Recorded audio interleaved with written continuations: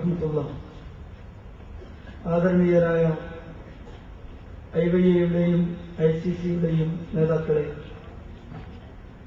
ബഹുമാന്യരായ എന്റെ നാട്ടുകാരായ സഹോദരന്മാരെ, സഹോദരിമാരെ, പ്രപഞ്ചനാഥൻ നമ്മെ ഏവരെയും അനുഗ്രഹിക്കുമാറാവട്ടെ.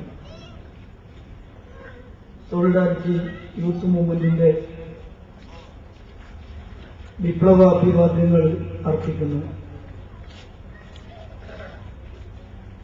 നമ്മുടെ നാട് സ്വാതന്ത്ര്യം നേടിയിട്ട് 60 വർഷം ഇവിടെ പൂർത്തീകരിക്കുകയാണ്. ഇന്ന് നമ്മുടെ രാജ്യത്തെ സംബന്ധിച്ചിടത്തോളം അതിന്റെ മുക്കുമൂലകളിൽ നിന്ന് രാജ്യത്തിന്റെ മക്കൾ മറ്റൊരു സ്വാതന്ത്ര്യത്തിന് വേണ്ടി ശബ്ദമുയർത്തിക്കൊണ്ടിരിക്കുന്നത് നമ്മൾ കേട്ടുകൊണ്ടിരിക്കുന്നു. നമ്മുടെ രാജ്യത്ത് യഥാർത്ഥത്തിൽ സ്വാതന്ത്ര്യം എന്നുള്ളത് നമ്മുടെ ഭരണകൂടങ്ങളെ തെരഞ്ഞെടുക്കാനുള്ള ഒരു സ്വാതന്ത്ര്യമായി, നമ്മുടെ ഗവൺമെന്റുകളെ നിശ്ചയിക്കാനുള്ള കേവല ജനാധിപത്യ സ്വാതന്ത്ര്യമായി നമ്മുടെ സ്വാതന്ത്ര്യം ചുരുങ്ങിക്കൊണ്ടിരിക്കുന്നു എന്നതിന്റെ അപലക്ഷണങ്ങളാണ് ഇന്ന് രാഷ്ട്രീയ മണ്ഡലങ്ങളിൽ നിന്ന് നമ്മൾ അനുഭവിച്ചുകൊണ്ടിരിക്കുന്നത്, കേട്ടുകൊണ്ടിരിക്കുന്നതും. ലോകത്ത് ശക്തിയുള്ളവർ, കരുത്തുള്ളവർ അധിനിവേശം നടത്തി രാജ്യങ്ങളെ കീഴ്പ്പെടുത്തുകയും കോളനി രാഷ്ട്രങ്ങളാക്കി വെച്ച് വിഭവങ്ങൾ കൊള്ളനടത്തുകയും ചെയ്ത ഒരു കാലം പണ്ട് കഴിഞ്ഞുപോയിരുന്നു. അന്ന് ബ്രിട്ടീഷുകാരന് കൊള്ള നടത്താനുള്ള കോളനി രാജ്യമായിരുന്നു നമ്മുടെ ഇന്ത്യ. പക്ഷേ അത്തരം കോളനി രാഷ്ട്രങ്ങൾ മുഴുവനും സ്വാതന്ത്ര്യം പ്രഖ്യാപിച്ചതിന് ശേഷം വീണ്ടും എങ്ങനെയാണ് രാജ്യങ്ങളുടെ വിഭവങ്ങൾ കൊള്ള നടത്തുക എന്ന് യൂറോപ്യൻ ശക്തികൾ നന്നായിട്ട് ആലോചിക്കുകയും നന്നായിട്ട് ചിന്തിക്കുകയും ചെയ്തു. അങ്ങനെ 1930-കളിൽ തന്നെ ബ്രിട്ടൻ വിടിൽ വെച്ച് പുതിയ അധിനിവേശ തന്ത്രങ്ങൾ ഗൂഢാലോചനയിലൂടെ രൂപപ്പെട്ടു വരികയുണ്ടായി. അങ്ങനെയാണ് ഇന്റർനാഷണൽ മോണിറ്ററി ഫണ്ടും വേൾഡ് ബാങ്കും രൂപപ്പെട്ടു വന്നത്. ഗാട്ട് കരാറും WTO-യും ഒക്കെ ഉണ്ടായിത്തീരുന്നത്. അധിനിവേശ സ്ഥാപനങ്ങളായ വ്യാപാര സ്ഥാപനങ്ങളുടെ, സാമ്പത്തിക സ്ഥാപനങ്ങളുടെ ഏഷ്യൻ പതിപ്പായ ഏഷ്യൻ ഡെവലപ്മെന്റ് ബാങ്കും അഥവാ ADB-യും ഉണ്ടായിത്തീരുന്നത്. ഇന്ന് നമ്മുടേതുപോലെയുള്ള രാജ്യങ്ങളെ സംബന്ധിച്ചിടത്തോളം രാജ്യങ്ങൾ കീഴ്പ്പെടുത്തപ്പെട്ടുകൊണ്ടിരിക്കുന്നത് ഇതുപോലെയുള്ള അധിനിവേശ സ്ഥാപനങ്ങളിലൂടെയാണ്. രാജ്യങ്ങൾ കീഴ്പ്പെടാൻ തയ്യാറല്ലാതെ സ്വാതന്ത്ര്യബോധത്തോടുകൂടി, ഇച്ഛാശക്തിയോടുകൂടി അധിനിവേശ ശക്തികളുടെ മുമ്പിൽ എഴുന്നേറ്റ് നിൽക്കാൻ ആർജവം കാണിച്ചിട്ടുണ്ടെങ്കിൽ അത്തരം രാജ്യങ്ങളിൽ ആയുധമുപയോഗിച്ചുകൊണ്ട് ഭീഷണിപ്പെടുത്തിയും രാജ്യത്തിന്റെ മക്കളെ അതിക്രൂരമായി കൊന്നൊടുക്കിയിട്ടുമാണ് സായുധ സമരങ്ങളിലൂടെയാണ് അധിനിവേശ ശക്തികൾ അധിനിവേശം നടത്തിക്കൊണ്ടിരിക്കുന്നത്. അതാണ് നമുക്ക് പല രാജ്യങ്ങളിലും ഇന്ന് കണ്ടുകൊണ്ടിരിക്കുന്നത്. സംരക്ഷകരായി, അത്തരം രാജ്യങ്ങളുടെ സംരക്ഷകരായി പ്രത്യക്ഷപ്പെടുകയും എന്നിട്ട് ആ രാജ്യത്തിന്റെ മക്കളെ കൊന്നൊടുക്കുകയും അത്തരം രാജ്യങ്ങളുടെ പെട്രോളും ഇന്ധനവും അവരുടെ വെള്ളവുമൊക്കെ കൊള്ളയടിക്കുകയും ചെയ്യുന്ന ശ്രമങ്ങൾ അതിൽ നടത്തിക്കൊണ്ടിരിക്കുന്ന അധിനിവേശങ്ങൾ ഇന്ന് നമ്മൾ കണ്ടുകൊണ്ടിരിക്കുകയാണ്.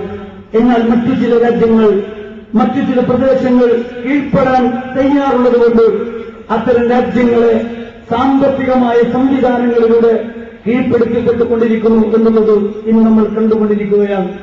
നമ്മുടെ രാജ്യം ഇത്തരമൊരു അടിമത്തത്തിന്, ഇത്തരമൊരു സ്വാതന്ത്ര്യം പണയം വെക്കലിന് നിന്നുകൊടുത്ത രാജ്യമാണ് എന്നാണ് ഞാൻ സൂചിപ്പിക്കുന്നത്. ഒരു ഭാഗത്ത് ആയുധങ്ങൾ ഉപയോഗിച്ച് കീഴ്പ്പെടുത്തുമ്പോൾ മറുഭാഗത്ത് സമ്പത്ത് ഉപയോഗിച്ചുകൊണ്ട് കീഴ്പ്പെടുത്തപ്പെടുകയാണ്. അഥവാ മൂലധന നിക്ഷേപങ്ങളിലൂടെ രാജ്യങ്ങൾ കീഴ്പ്പെടുത്തപ്പെടുക. ആധുനിക അധിനിവേശ ശക്തികൾ സ്വീകരിച്ചുകൊണ്ടിരിക്കുന്ന ഒരു തന്ത്രമാണ്, ഒരു മാർഗമാണ് യഥാർത്ഥത്തിൽ സാമ്പത്തിക സഹായങ്ങളിലൂടെ രാജ്യങ്ങളെ കീഴ്പ്പെടുത്തുകയും രാജ്യത്തിന്റെ രാഷ്ട്രീയ ഘടനകൾ അട്ടിമറിക്കുകയും അതിന്റെ ഭരണ സംവിധാനങ്ങളെ തകിടം മറിക്കുകയും എന്നിട്ട് ഡൗൺ സൈസ്ഡ് ഗവൺമെന്റുകളുടെ രൂപവും കോലവും മാറ്റി തങ്ങളുടെ താൽപര്യങ്ങൾ സംരക്ഷിക്കുന്ന ഉപകരണങ്ങളായി ജനാധിപത്യ ഗവൺമെന്റുകളെ അട്ടിമറിക്കുക എന്ന അതിസാമർത്ഥ്യത്തോടുകൂടിയുള്ള അധിനിവേശ തന്ത്രങ്ങൾ ഇവിടെ നടപ്പിലാക്കപ്പെട്ടുകൊണ്ടിരിക്കുകയാണ്. നമ്മുടെ രാജ്യം അങ്ങനെ കീഴ്പ്പെടുത്തപ്പെട്ട് കഴിഞ്ഞ ഒരു രാജ്യമാണ്. നമ്മുടെ രാജ്യത്തെക്കുറിച്ച് നമ്മൾ പറയുന്നു, ഇന്ത്യ ഒരു ജനാധിപത്യ രാജ്യമാണ്. നമ്മുടെ രാജ്യം ലോക ഭീകര രാജ്യത്തിന്റെ കൂട്ടുകാരനായി മാറിയപ്പോ നമ്മുടെ രാജ്യനിവാസികൾ അത് അറിഞ്ഞിട്ടില്ലായിരുന്നു, നമ്മുടെ പാർലമെന്റ് അറിഞ്ഞിട്ടില്ലായിരുന്നു. നമ്മൾ ആണവ കരാറിൽ ഒപ്പുവെച്ചപ്പോ മന്ത്രിസഭയോ പാർലമെന്റ് പോലുമോ അറിഞ്ഞിട്ടില്ലായിരുന്നു.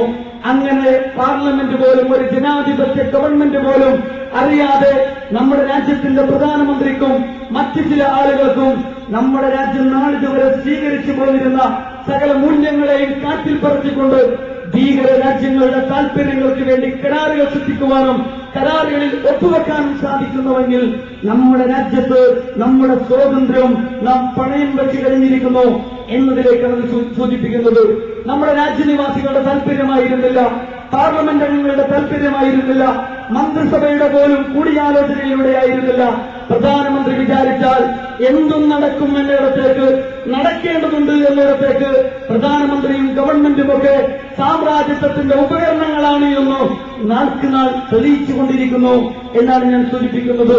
ഒരു ഭാഗത്ത് ഇങ്ങനെ മൂലധന നിക്ഷേപത്തിലൂടെ ക്യാപിറ്റൽ ടെററിസത്തിലൂടെ നമ്മുടെ രാജ്യം കീഴ്പ്പെടുത്തപ്പെട്ടുകൊണ്ടിരിക്കുമ്പോൾ മറുഭാഗത്ത് സ്വാതന്ത്ര്യബോധത്തോടുകൂടി പ്രതികരിക്കുന്ന മനസ്സുകളെ ഉൽപ്പന്ന നിക്ഷേപത്തിലൂടെ കീഴ്പ്പെടുത്തുകയും നമ്മുടെ ഹൃദയങ്ങളിൽ വിപണികൾ തീർത്തുകൊണ്ട് മാർക്കറ്റുകൾ സൃഷ്ടിച്ചുകൊണ്ട് ഉപഭോഗ സംസ്കാരത്തിലൂടെ വിപ്ലവബോധത്തെയും സമരവീര്യത്തെയും ശാക്തീകരിക്കുന്ന മറ്റൊരു പ്രവണത കൂടി ആധുനിക സാമ്രാജ്യത്വത്തിന്റെ ഭാഗത്തു നിന്ന് ഉണ്ടായിക്കൊണ്ടിരിക്കുകയാണ്.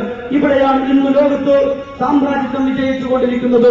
സോളിഡാരിറ്റി യൂത്ത് മൂവ്മെന്റിനെ സംബന്ധിച്ചിടത്തോളം സാമ്രാജ്യത്വ വിരുദ്ധത എന്ന് പറയുന്നത് അതിന്റെ പ്രത്യയശാസ്ത്രപരമായ പരിസരത്തു നിന്ന് മുന്നോട്ടു പോകുമ്പോൾ ആ പ്രസ്ഥാനത്തിന്റെ പ്രകൃതത്തിൽ ലയിച്ചു ചേർന്നിരിക്കുന്ന കാര്യമാണ് എന്ന് പ്രഖ്യാപിക്കുവാൻ ഞാൻ ആഗ്രഹിക്കുകയാണ്. സാമ്രാജ്യത്വത്തോട് ഒരു നിലക്കും നമുക്ക് യോജിച്ചു പോകാൻ സാധ്യമല്ല. എന്തുകൊണ്ടെന്ന് വെച്ചാൽ സാമ്രാജ്യത്വത്തിന്റെ തത്വശാസ്ത്രം എന്ന് പറയുന്നത് മുതലാളിത്തവും വംശീയവാദവുമാണ്. മുതലാളിത്തം എന്ന് പറയുമ്പോൾ നമ്മൾ മനസ്സിലാക്കേണ്ടത് മുതലാളിയും മുതലാളിത്തവും ഒന്നല്ല. മുതലാളിയോട് നമുക്കൊരു വിരോധവുമില്ല. ആരെങ്കിലും സമ്പാദിക്കുന്നുവെങ്കിൽ അതിനോട് നമുക്കൊരു വിയോജിപ്പുമില്ല. മാന്യമായ വഴികളിലൂടെയായിരിക്കണം സമ്പാദ്യമെന്നും അതേപോലെ തന്നെ അർഹർക്കിടയിൽ വിതരണം ചെയ്യാൻ സാധിക്കുന്ന വിധമായിരിക്കണം സമ്പത്തിന്റെ വിനിയോഗമെന്നും മാത്രമേ നമുക്ക് നിർബന്ധമുള്ളൂ. പക്ഷേ മുതലാളിത്തം അതല്ല. മുതലാളിത്തം എന്ന് പറഞ്ഞാൽ ഞാൻ സമ്പത്തിന്റെ ഉടമയാണ്, എന്റേതാണ് സമ്പത്ത്, ഈ സമ്പത്ത് ഉപയോഗിച്ചുകൊണ്ട് സമ്പത്തില്ലാത്തവനെ ഞാൻ ചൂഷണം ചെയ്യും, ഈ സമ്പത്താകുന്ന ആയുധം ഉപയോഗിച്ചുകൊണ്ട് മനുഷ്യരെ ഞാൻ കീഴ്പ്പെടുത്തും, ഈ സമ്പത്ത് ഉപയോഗിച്ചുകൊണ്ട് ശക്തിയില്ലാത്ത രാജ്യങ്ങളുടെ എണ്ണയും വെള്ളവും ഞാൻ ചോർത്തിയെടുക്കും എന്ന ധിക്കാരപരമായ സമീപനം. എന്റേതാണ് പണം, ഞാൻ തന്നെയാണ് പണം, എന്റെ ബുദ്ധിയാണ് പണം, എന്റെ ശാസ്ത്രമാണ് പണം എന്ന് പ്രഖ്യാപിക്കുന്ന ചിന്തയാണ് മുതലാളിത്തം എന്ന് നമ്മൾ വിശേഷിപ്പിക്കുന്നത്. ഇന്ന് നമുക്കറിയാൻ സാധിക്കുന്നു, ഈ മുതലാളിത്തമെന്ന് സമ്പത്ത് ഉപയോഗിച്ചുകൊണ്ട് ലോകത്തെങ്ങാനുമുള്ള ഏറ്റവും സാധു രാജ്യങ്ങളെ കീഴ്പ്പെടുത്തിക്കൊണ്ടിരിക്കുകയാണ്. നമ്മുടെ നാട്ടിലുള്ള ഏറ്റവും പാവപ്പെട്ടവന്റെ അവസാനത്തെ നാണയത്തൊട്ടും വ്യത്യസ്തമായ വഴികളിലൂടെ മനോഹരമായ പദപ്രയോഗങ്ങൾ നടത്തി ഊറ്റിയെടുക്കുവാനുള്ള ആസൂത്രിതമായ ശ്രമമാണ് ഇന്ന് മുതലാളിത്തം നടത്തിക്കൊണ്ടിരിക്കുന്നത്. സോളിഡാരിറ്റി പ്രതിനിധീകരിക്കുന്ന ആദർശത്തിന്റെ അടിത്തറയിൽ നിന്ന് ഞങ്ങൾ പറയുന്നു, ഞങ്ങൾക്ക് ഇത് യോജിക്കാൻ സാധ്യമല്ല.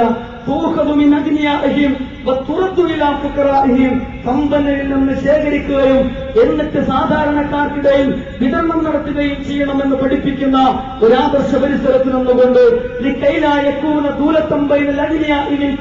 ധനികർക്ക് ഇടയിൽ സമ്പത്ത് ചുറ്റിക്കറങ്ങാൻ പാടില്ലെന്നും പാവപ്പെട്ടവർക്ക് ഇടയിലേക്ക് അത് സഞ്ചരിക്കണമെന്നും അവർക്കിടയിൽ ക്രിയാത്മകവും രചനാത്മകവുമായ വഴിയിലൂടെ സമ്പത്തിന് വികാസം പ്രാപിക്കണമെന്നും അങ്ങനെ സാമ്പത്തിക സമത്വത്തിന്റെ സുന്ദരമായ ഒരു സാമ്പത്തിക രാഷ്ട്രീയ ക്രമം ഉണ്ടാകണമെന്നും അടിയുറച്ച് വിശ്വസിക്കുന്ന ആദർശത്തിന്റെ പരിസരത്തു നിന്ന് നിരീക്ഷിക്കുമ്പോൾ നമുക്ക് ബോധ്യപ്പെടുന്നു, ഇസ്ലാം ഉയർത്തിപ്പിടിക്കുന്ന പാവപ്പെട്ടവനെ പരിഗണിക്കുന്ന അവൻ അഭിവൃദ്ധിപ്പെടുത്തുന്ന സുന്ദരമായ സാമ്പത്തിക ദർശനത്തെ തലകുത്തി നിർത്തുകയാണ് യഥാർത്ഥത്തിൽ മുതലാളിത്തം ചെയ്തിരിക്കുന്നത്.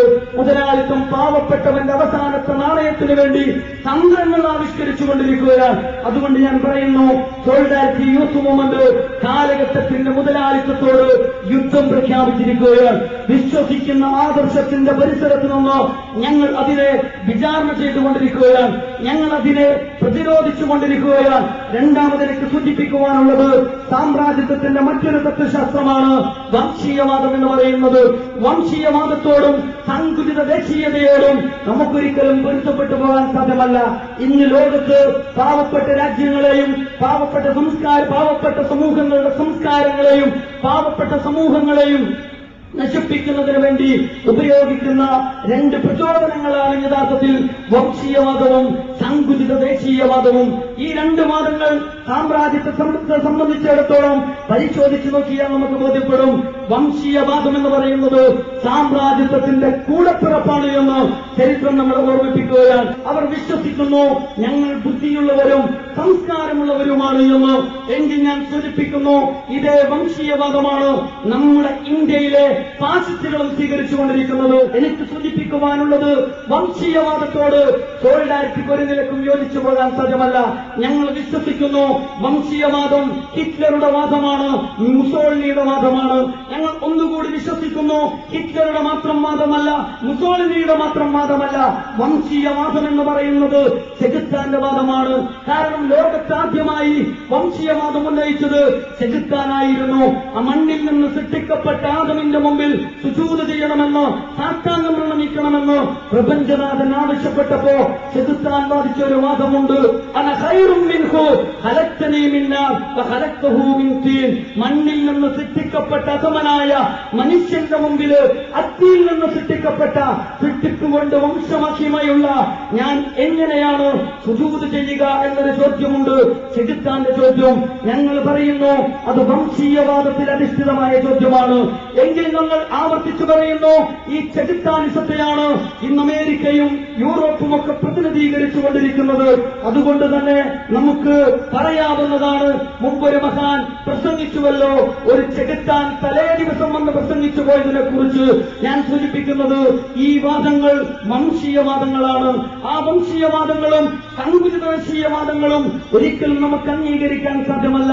എന്തുകൊണ്ടെന്ന് വെച്ചാൽ മനുഷ്യരെല്ലാവരും ഒന്നാണെന്ന് പ്രഖ്യാപിക്കുന്ന ഒരാദർശം, മനുഷ്യരെല്ലാവരും ഒരു ചെറുപ്പിന്റെ പല്ല് പോലെയാണെന്ന് പ്രഖ്യാപിക്കുന്ന ഒരാദർശം, കറുത്തവനും വെളുത്തവനേക്കാളോ വെളുത്തവന് കറുത്തവനേക്കാളോ ഒരു വ്യത്യാസവുമില്ലെന്ന് പഠിപ്പിക്കുന്ന ആദർശം, അറബിക് അനറബിയേക്കാളോ അനറബിക് അറബിയേക്കാളോ ഒരു വ്യത്യാസവുമില്ലെന്ന് പഠിപ്പിക്കുന്ന ഒരാദർശം. വല്ല വ്യത്യാസവുമുണ്ടെങ്കിൽ അത് അവരുടെ സ്വഭാവ മഹിമയും അവരുടെ ഭക്തിയും അവരുടെ നന്മകളും അവരുടെ പുണ്യങ്ങളും മാത്രമാണ് എന്ന് പഠിപ്പിക്കുന്ന ഏക മാനവികതയെ ഉയർത്തിപ്പിടിക്കുന്ന ആദർശത്തിന്റെ ഭൂമികയിൽ നിന്നുകൊണ്ട് ഞങ്ങൾ വംശീയതയോടും യുദ്ധം പ്രഖ്യാപിച്ചിരിക്കുന്നു.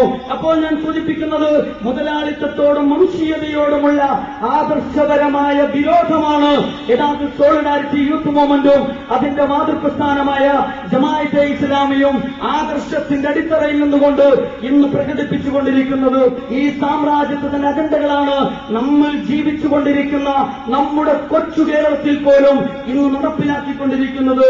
മുതലാളിത്തത്തിന്റെ ഭ്രാന്തമായ വികസന അജണ്ടകളെ ഞങ്ങൾ വിചാരണ ചെയ്യുന്നു. നമ്മുടെ രാജ്യം കരാറുകളിലൂടെ നമ്മുടെ രാജ്യം ഇന്ന് പണയം വെക്കപ്പെട്ട് കഴിഞ്ഞിരിക്കുകയാണ്. നമ്മുടെ രാജ്യം ഇന്ന് സാമ്പത്തിക സഹായങ്ങളിലൂടെ പണയം വെക്കപ്പെട്ടിരിക്കുകയാണ്. ആഭ്യന്തര രംഗത്ത് സ്വന്തമായി വികസിക്കുവാനും വളരുവാനുമുള്ള ആഭ്യന്തരോൽപാദന ശേഷിയെ നിരാകരിച്ചുകൊണ്ട് ഒരു കൺസ്യൂമർ സ്റ്റേറ്റായി നമ്മുടെ കേരളം ഇന്ന് അധപ്പതിച്ചുകൊണ്ടിരിക്കുകയാണ്. ഒന്നും ഉൽപ്പാദിപ്പിക്കാൻ അനുവദിക്കാതെ, ഉൽപ്പാദിപ്പിക്കുന്നതിന് പ്രോത്സാഹനം നൽകാതെ എല്ലാം വാങ്ങിത്തുന്ന നശിച്ചു പോകുന്ന ഒരു സമൂഹമാക്കി കേരളീയ സമൂഹത്തെ ഇന്ന് സാമ്രാജ്യത്വ അജണ്ടകൾ അട്ടിമറിച്ചുകൊണ്ടിരിക്കുകയാണ്. കാര്യങ്ങൾ ബോധ്യപ്പെടുന്നതിന് വേണ്ടി മാത്രം ഞാൻ ഒന്ന് രണ്ട് ഉദാഹരണങ്ങൾ സൂചിപ്പിക്കുകയാണ്. ഇത് പറയാനുള്ള കാരണം, സോളിഡാരിറ്റി യൂത്ത് മൂവ്മെന്റ് സാമ്രാജ്യത്വത്തെ കുറിച്ച് പറയുമ്പോൾ WTO കുറിച്ചും ഗാട്ട് കരാറിനെ കുറിച്ചും IMF കുറിച്ചും ADB കുറിച്ചും പറയുമ്പോ നമ്മുടെ നാട്ടിലെ ജനങ്ങൾ പറയാറുണ്ട്, നിങ്ങൾക്ക് അന്താരാഷ്ട്ര വിഷയങ്ങളല്ലാതെ മറ്റൊന്നും പറയാനില്ലേ എന്ന്.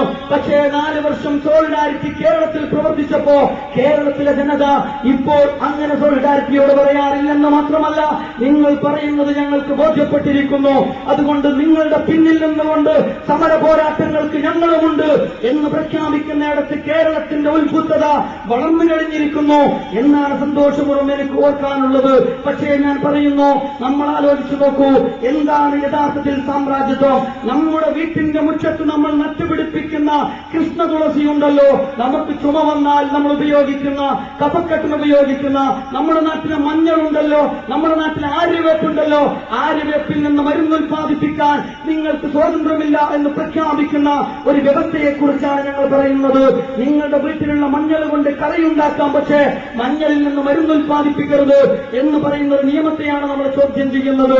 നമ്മൾ നട്ടുപിടിപ്പിച്ച് നനച്ചുണ്ടാക്കിയ കൃഷ്ണ തുളസിയുണ്ടല്ലോ, അതുപയോഗിച്ച് കഫ്സിറപ്പ് ഉണ്ടാക്കരുത് എന്ന് പറയുന്ന ഒരു നിയമത്തെയാണ് നമ്മൾ ചോദ്യം ചെയ്യുന്നത്.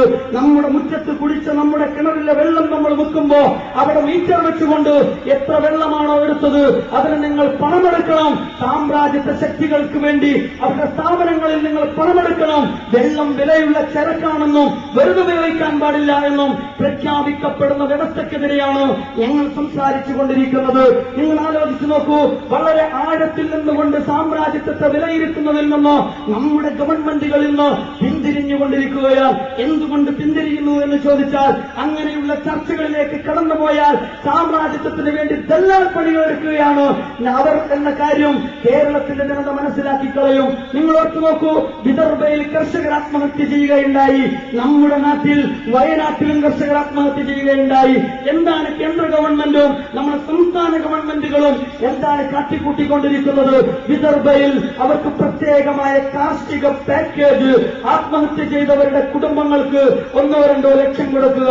വയനാട്ടിലെ കർഷകനും 1-2 ലക്ഷം നമ്മുടെ LDF ഗവൺമെന്റും പ്രഖ്യാപിക്കുകയുണ്ടായി.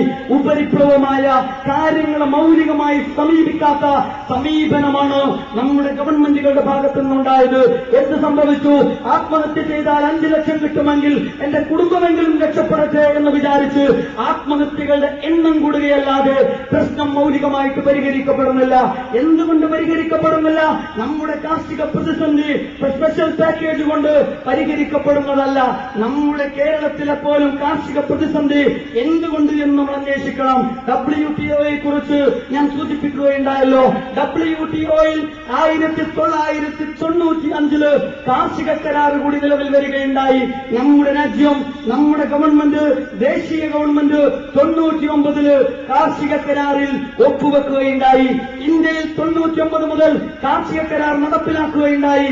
അതിനുശേഷം നിങ്ങൾ ആലോചിച്ച് നോക്കൂ, എന്താണ് കാർഷിക കരാർ? കാർഷിക കരാർ അനുസരിച്ച് നമ്മുടെ രാജ്യത്തുള്ള കർഷകർക്ക് സബ്സിഡി കൊടുക്കാൻ പാടില്ല, അവർക്ക് വെറുതെ വെള്ളം കൊടുക്കാൻ പാടില്ല, അവർക്ക് വെറുതെ രാസവളം കൊടുക്കാൻ പാടില്ല, അവർ സ്വന്തമായിട്ട് കൃഷി നടത്തട്ടെ, അവരെ പ്രോത്സാഹിപ്പിക്കാൻ പാടില്ല, സബ്സിഡി വെട്ടിച്ചുരുക്കി. അതേ സന്ദർഭത്തിലോ യൂറോപ്യൻ രാജ്യങ്ങളിലും മറ്റു നാടുകളിലുമൊക്കെ അവർ ഇഷ്ടം പോലെ ഗവൺമെന്റുകൾ സബ്സിഡി കൊടുത്തുകൊണ്ടിരിക്കുകയാണ്. എത്രയും അവർക്ക് സബ്സിഡി കൊടുക്കാം, എന്നിട്ട് അവരുടെ കർഷകരെ പ്രോത്സാഹിപ്പിക്കാം. അപ്പോൾ നാട്ടിലെ സബ്സിഡി വെട്ടിച്ചുരുക്കുന്നു, കർഷകനെ സഹായിക്കാതിരിക്കുന്നു, കർഷകനെ പ്രോത്സാഹിപ്പിക്കാതിരിക്കുന്നു. അപ്പുറത്ത് എന്ത് സംഭവിക്കുന്നു? അപ്പുറത്ത് മറ്റു നാടുകളുടെ ഉൽപ്പന്നങ്ങൾ ഉദാരവൽക്കരണത്തിന്റെ ഭാഗമായി നമ്മുടെ നാട്ടിലേക്ക് ഇറക്കുമതി ചെയ്യുന്നു. ഇറക്കുമതി ചെയ്യുമ്പോൾ പുതിയ കരാറനുസരിച്ച്, വ്യവസ്ഥയനുസരിച്ച് നികുതി ഈടാക്കാൻ പാടില്ല. ഈടാക്കിയാൽ തന്നെ തുച്ഛമായ നികുതി. അപ്പോൾ നിങ്ങൾ ആലോചിച്ചു നോക്കൂ, എന്താണ് കർഷകർ ആത്മഹത്യ ചെയ്തത് എന്നും നമ്മുടെ കാർഷികോൽപ്പന്നങ്ങൾക്ക് എന്തുകൊണ്ട് വില കുറഞ്ഞു എന്നും നമുക്ക് മനസ്സിലാക്കാൻ അപ്പോൾ സാധിക്കുന്നതാണ്. പാവപ്പെട്ട വയനാട്ടിലെ കർഷകർ ആത്മഹത്യ ചെയ്യും. അവർ റബ്ബർ കർഷകരല്ല, അവർ തേയില കർഷകരും കാപ്പി കർഷകരും കുരുമുളക് കർഷകരുമാണ്. എന്തുകൊണ്ടെന്ന് വെച്ചാൽ ഇറക്കുമതി അങ്ങനെയാണ് നടന്നുകൊണ്ടിരിക്കുന്നത്. എവിടുന്നൊക്കെയാണ്? വിയറ്റ്നാമിലെ 14 കേന്ദ്രങ്ങളിൽ നിന്നാണ് നമ്മുടെ കേരളത്തിലേക്ക് കുരുമുളക് ഇറക്കുമതി ചെയ്യുന്നത്. ഇന്തോനേഷ്യയിലെ 8 കേന്ദ്രങ്ങളിൽ നിന്നും, ശ്രീലങ്കയിലെ 14 കേന്ദ്രങ്ങളിൽ നിന്നും സബ്സിഡിയോടുകൂടി കർഷകർ കുരുമുളക് ഉണ്ടാക്കുകയും നികുതി കൊടുക്കാതെ, ചുങ്കം കൊടുക്കാതെ കേരളത്തിലേക്ക് ഇറക്കുമതി ചെയ്യുകയും ലോക പ്രശസ്തമായ കേരളത്തിന്റെ കുരുമുളകിന് ഈ നിലവാരം കുറഞ്ഞ കുരുമുളകിനോട് മത്സരിക്കാൻ സാധിക്കും സാധിക്കാതെ വന്നപ്പോ അവർ ആത്മഹത്യയിലേക്ക് എടുത്തെറിയപ്പെടുകയായിരുന്നു. ഇത് കുരുമുളകിന്റെ കാര്യം മാത്രമല്ല, കാപ്പിയുടെ വില 97 കാപ്പിയുടെ വില 95 രൂപയായപ്പോ 2003 അത് 50 രൂപയായിട്ട് കുറഞ്ഞു. നിങ്ങൾ ആലോചിച്ചു നോക്കൂ, പാവപ്പെട്ട വയനാട്ടിലെ കർഷകന് വില പകുതിയായിട്ട് വരുമ്പോ ഇവിടെയുള്ള മൾട്ടിനാഷണൽ കമ്പനികൾ കോടിക്കണക്കിന് രൂപയാണ് സമ്പാദിച്ചത്. ആരാണ് അധ്വാനിച്ചത്? ആരാണ് പണിയെടുത്തത്? ആരാണ് വിയർപ്പൊലിപ്പിച്ചത്? ആരാണ് ഉപജീവനത്തിന് വേണ്ടി കൃഷി നടത്തുന്നത്? അവനെ ആത്മഹത്യയിലേക്ക് തള്ളിവിട്ടുകൊണ്ട് മൾട്ടിനാഷണൽ കമ്പനികൾ നമ്മുടെ പോക്കറ്റ് അടിച്ച് കൊള്ളലാഭം നേടിക്കൊണ്ടിരിക്കുമ്പോ WTO എന്താണ് എന്ന് നമുക്ക് മനസ്സിലാക്കാൻ സാധിക്കും. എന്താണ് സാമ്രാജ്യത്വം എന്ന് നമുക്ക് മനസ്സിലാക്കാൻ സാധിക്കും. വിദർഭയിൽ സംഭവിച്ചതാണ്. വിദർഭയിലെ പരുത്തി കർഷകർക്ക് നമ്മുടെ പ്രധാനമന്ത്രിയോട് ഒരൊറ്റ അഭ്യർത്ഥന മാത്രമേ ഉണ്ടായിരുന്നുള്ളൂ. ദയവ് ചെയ്ത് കേരളത്തിലേക്ക്, ദയവ് ചെയ്ത് വിദർഭയിലേക്ക് പരുത്തി ഇറക്കുമതി ചെയ്യാതിരിക്കണം. ഇറക്കുമതി ചെയ്യുമെങ്കിൽ അതിനൊരു നികുതിയെങ്കിലും ഈടാക്കിയിട്ട് ഞങ്ങളെ രക്ഷപ്പെടുത്തണമെന്നും ഞങ്ങളുടെ വില നിയന്ത്രിക്കണമെന്നുമായിരുന്നു അവർക്കൊരു അഭ്യർത്ഥന ഉണ്ടായിരുന്നത്. പക്ഷേ നമ്മുടെ പ്രധാനമന്ത്രിക്ക് അങ്ങനെ ചിന്തിക്കാൻ സാധ്യമല്ല. മൾട്ടിനാഷണൽ കമ്പനികളുടെ തലച്ചോറുമായി നടക്കുന്ന ഒരു പ്രധാനമന്ത്രിക്ക് വിദർഭയിലെ പാവപ്പെട്ട കർഷകന്റെ, പരുത്തി കർഷകന്റെ വേദനകൾ മനസ്സിലാക്കാൻ സാധ്യമല്ല. പകരം നഷ്ടപരിഹാരം പ്രഖ്യാപിക്കും. നഷ്ടപരിഹാരം പ്രഖ്യാപിക്കും. കടം വാങ്ങി വെച്ച കോടികളുണ്ടല്ലോ ഖജനാവിൽ. നമ്മളടക്കം കടപ്പെട്ടവർ, ജനിച്ചു വീഴുന്ന ഓരോ കുഞ്ഞും 20,000 27,000 രൂപ വരെ കടപ്പെട്ട് കിടക്കുന്ന കടക്കളിയിലേക്ക് വീണ്ടും പാക്കേജിലൂടെ കടമുണ്ടാക്കുന്ന ഉപരിപ്ലവമായ പ്രവർത്തനങ്ങളാണ് ഗവൺമെന്റുകൾ നടത്തിക്കൊണ്ടിരിക്കുന്നത്. അവരൊന്നുകൂടി പറയുന്നു, കേരള ഗവൺമെന്റിനോട് പറയുന്നു, നിർത്തിവെക്കണം സേവന പ്രവർത്തനം. നിങ്ങൾ ആശുപത്രികൾ, ധർമാശുപത്രികൾ നടത്തിക്കൊണ്ടിരിക്കുന്നു. അതുകൊണ്ടാണ് നിങ്ങൾക്ക് ചെലവുണ്ടാകുന്നത്. അങ്ങനെ ചെലവുണ്ടായാൽ നിങ്ങൾക്ക് ഞങ്ങളുടെ കടം വീട്ടാൻ കഴിയില്ല. നിങ്ങൾ റേഷൻ ഷോപ്പുകൾ നടത്തിക്കൊണ്ടിരിക്കുന്നു, നിങ്ങൾ സ്കൂളുകൾ നടത്തിക്കൊണ്ടിരിക്കുന്നു, നിങ്ങൾ സ്ഥിരമായി തൊഴിലാളികളെ പോസ്റ്റ് ചെയ്തുകൊണ്ട് അവർക്ക് ശമ്പളം മാത്രമല്ല പെൻഷനും കൊടുത്തുകൊണ്ടിരിക്കുന്നു. ഇതൊക്കെ നിങ്ങൾ നിർത്തിയിട്ടില്ലെങ്കിൽ നിങ്ങളുടെ രാജ്യം പുരോഗമിക്കുകയില്ല. അങ്ങനെ സേവന രംഗത്ത് നിന്ന് ഗവൺമെന്റുകൾ പിന്മാറിക്കൊണ്ടിരിക്കുകയാണ്. ആശുപത്രികൾ നിർജ്ജീവമായി കൊണ്ടിരിക്കുകയും എന്നിട്ട് മൾട്ടിനാഷണൽ വലിയ വലിയ കുത്തക കമ്പനികളുടെ ആശുപത്രികൾ, കുത്തകവൽക്കരിക്കപ്പെട്ട ആശുപത്രികൾ നമ്മുടെ നാടുകളിൽ ഉണ്ടായിക്കൊണ്ടിരിക്കുന്നു. ആശുപത്രികളുടെ പ്രത്യേകത എന്താ? ഒരു ജലദോഷം പിടിച്ചാൽ വരെ ഒരാഴ്ചയുടെ അഡ്മിറ്റും ഒരു 10-25,000 രൂപയുടെ ബില്ലും കൊടുക്കുന്ന കഴുത്തറുപ്പൻ ആശുപത്രികളാണ് ഇന്ന് കൊച്ചു കേരളത്തിന്റെ മുക്കുമൂലകളിൽ തലമുയർത്തി നിൽക്കുന്നത് എന്ന് നമ്മൾ മനസ്സിലാക്കണം. ധർമാശുപത്രികളെ സമീപിച്ചാൽ കൃത്യമായ പരിചരണം കിട്ടുകയില്ല എന്ന ഒരു തോന്നൽ ജനങ്ങളിൽ സൃഷ്ടിച്ചെടുത്തുകൊണ്ട് മുതലാളിത്തവൽക്കരിക്കപ്പെട്ടുകൊണ്ടിരിക്കുന്ന ജനത അത്തരം ആശുപത്രികളെ സജീവമാക്കുന്നതിന് പകരം അതിനെ ഇട്ടെറിഞ്ഞ് ആശുപത്രികളെ ടൂറിസ്റ്റ് കേന്ദ്രങ്ങളാക്കി മാറ്റുകയും എന്നിട്ട് ആശുപത്രികൾ റൂമെടുത്ത് കുടുംബസമേതം ആഘോഷിച്ചുകൊണ്ട് കടം വാങ്ങിയിട്ട് ലക്ഷങ്ങൾ കൊടുത്ത് ചികിത്സ നടത്തുകയും ചെയ്യുന്ന ഒരു സംസ്കാരം വരെ നമ്മുടെ നാട്ടിൽ നിന്നുണ്ടായിക്കൊണ്ടിരിക്കുകയാണ്. നിങ്ങൾ ആലോചിച്ച് നോക്കൂ, സ്വകാര്യ ആശുപത്രികളിലേക്ക് ജനം എടുത്തെറിയപ്പെട്ടുകൊണ്ടിരിക്കുന്നു. ഏത് രംഗവും അങ്ങനെയാണ്. സ്കൂളിന്റെ കാര്യവും അങ്ങനെയാണ്. സ്കൂളിന്റെ കാര്യമെടുത്ത് പരിശോധിച്ചാലും ചികിത്സയുടെ കാര്യമെടുത്ത് പരിശോധിച്ചാലും നിങ്ങളുടെ കുട്ടികൾ ബുദ്ധിയുള്ളവരാണെങ്കിലും ഉപരിപഠനത്തിനു വേണ്ടി നിങ്ങളുടെ കുട്ടിക്ക് സാധിക്കണമെങ്കിൽ ബുദ്ധി കൊണ്ട് മാത്രമായില്ല. റാങ്ക് കിട്ടിയാൽ പോലും രക്ഷയില്ല. നിങ്ങളുടെ കയ്യിൽ ലക്ഷങ്ങളുണ്ടോ എന്ന ചോദ്യമാണ് സ്വാശ്രയ കോളേജുകൾ കോടതികളുടെ സഹായത്തോടുകൂടി വരെ നമ്മളോട് ചോദിച്ചുകൊണ്ടിരിക്കുന്നത്. ലക്ഷങ്ങൾ കൊടുക്കാനുണ്ടോ എങ്കിൽ നിങ്ങളുടെ കുട്ടികൾക്ക് അഡ്മിഷനുണ്ട്. നിങ്ങളുടെ കുട്ടി മന്ദബുദ്ധിയാണെങ്കിലും ഈ സ്ഥാപനങ്ങൾക്ക് കുഴപ്പമില്ല. ലക്ഷങ്ങൾ കൈവശമുണ്ടോ എങ്കിൽ അവരെ ബുദ്ധിയുള്ളവരായിട്ട് പരിഗണിക്കും. അതാണ് സ്വാശ്രയ കോളേജുകളുടെ പ്രത്യേകത. നിങ്ങളുടെ കൈവശം പണമുണ്ടോ നിങ്ങളുടെ കുട്ടിക്ക് പഠിക്കാം. നിങ്ങളുടെ കൈവശം പണമില്ലേ നിങ്ങളുടെ കുട്ടിക്ക് വലിയ വലിയ കോൺക്രീറ്റ് കെട്ടിടങ്ങളിൽ നിന്ന് ചാടിയിട്ട് ആത്മഹത്യ ചെയ്യാം, അല്ലെങ്കിൽ പഠനം നിർത്തി വേറെ പണിക്ക് പോകാം. ഇതാണ് ജനാധിപത്യ ഗവൺമെന്റുകൾ വരെ യഥാർത്ഥത്തിൽ നമ്മളോട് പറഞ്ഞുകൊണ്ടിരിക്കുന്നത്. ആശുപത്രിയും അങ്ങനെയാണ്. നിങ്ങളുടെ വീട്ടിൽ ഒരാൾ രോഗിയായാൽ നിങ്ങൾക്ക് കോടികൾ ലക്ഷങ്ങൾ കൊടുത്ത് ചികിത്സിക്കാൻ നിങ്ങൾക്ക് കഴിയുമോ? കഴിയുന്നില്ല എങ്കിൽ നിങ്ങൾക്ക് എന്ത് ചെയ്യാം? നിങ്ങളുടെ കുടുംബത്തിൽ രോഗം വന്നവർക്ക് മരിക്കാം. പണമുണ്ടെങ്കിൽ ചികിത്സിച്ചോ, ഇല്ലെങ്കിൽ മരിച്ചോ എന്നാണ് യഥാർത്ഥത്തിൽ നമ്മളോട് പറഞ്ഞുകൊണ്ടിരിക്കുന്നത്. നിങ്ങളൊന്ന് ആലോചിച്ചു നോക്കൂ. വിദ്യാഭ്യാസം എന്ന് പറയുന്ന മൗലികമായ ആവശ്യമാണ് ഇവിടെ നിഷേധിക്കപ്പെടുന്നത്. ആരോഗ്യം എന്ന് പറയുന്ന മൗലികമായ ആവശ്യമാണ് ഇവിടെ നിഷേധിക്കപ്പെടുന്നത്. ഞാൻ സൂചിപ്പിക്കുന്നത് ഇതൊക്കെയും തന്നെ സാമ്രാജ്യത്തിന്റെ അജണ്ടകളിലൂടെ നിർമ്മിക്കപ്പെടുന്ന പുത്തൻ വ്യവസ്ഥകളിൽ സാധാരണക്കാരൻ അവഗണിക്കപ്പെടുകയും പണമുള്ളവൻ രക്ഷപ്പെടുകയുമാണ്. നമ്മുടെ കേരളത്തിന്റെ അസാമ്പത്തിക സ്ഥിതി എന്ന് പരിശോധിച്ചു നോക്കൂ. കേരളത്തിന്റെ ആഭ്യന്തര ഉൽപാദന മേഖല തകർന്നുകൊണ്ടിരിക്കുന്നു. കേരളം എന്തുകൊണ്ട് പിടിച്ചു നിൽക്കുന്നു എന്ന് ചോദിച്ചാൽ നിങ്ങളെപ്പോലെയുള്ള 10,000-കണക്കിന് മനുഷ്യമക്കള് ഇതുപോലെ വിദേശങ്ങളിൽ വന്ന് രാവും പകലും കഠിനാധ്വാനം ചെയ്ത് നിങ്ങളയക്കുന്ന പണം കൊണ്ട് മാത്രമാണ് ഇന്ന് കേരളം പിടിച്ചു നിൽക്കുന്നത്.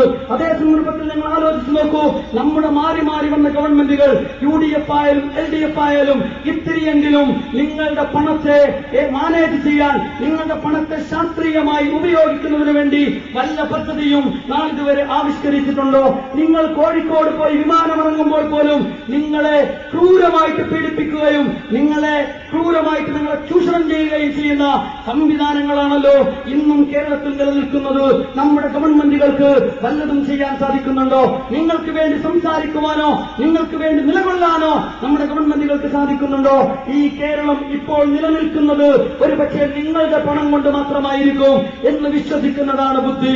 കാരണം ആഭ്യന്തര ഉൽപാദന രംഗത്തു നിന്ന് നമ്മുടെ ഗവൺമെന്റ് പിന്നോട്ട് പോയിക്കൊണ്ടിരിക്കുകയാൽ റോട്ടിലൂടെ ഒഴുകിക്കൊണ്ടിരിക്കുന്ന വെള്ളം സാധാരണക്കാരൻ ക്യൂ നിൽക്കുന്നത് നിങ്ങൾ കണ്ടിട്ടില്ലേ? ആ പാത്രങ്ങളുമായി ക്യൂ നിൽക്കുന്നു. അവർക്ക് കുടിക്കുവാനുള്ള വെള്ളം അവർ പൊതു ടാപ്പുകളിൽ നിന്ന് ശേഖരിച്ചിരുന്നുവെങ്കിൽ ADB പറയുന്നു, സുസ്ഥിര നഗര വികസനത്തിനായി ഞങ്ങൾ ഫണ്ട് നൽകുന്നതുകൊണ്ട് ആ ടാപ്പിന്റെ മുകളിൽ ഒരു മീറ്റർ വെക്കണമെന്നും ആ മീറ്റർ നോക്കിയിട്ട് വെള്ളത്തിന് പണം തരണമെന്നും പറഞ്ഞുകൊണ്ടിരിക്കുകയാണ്.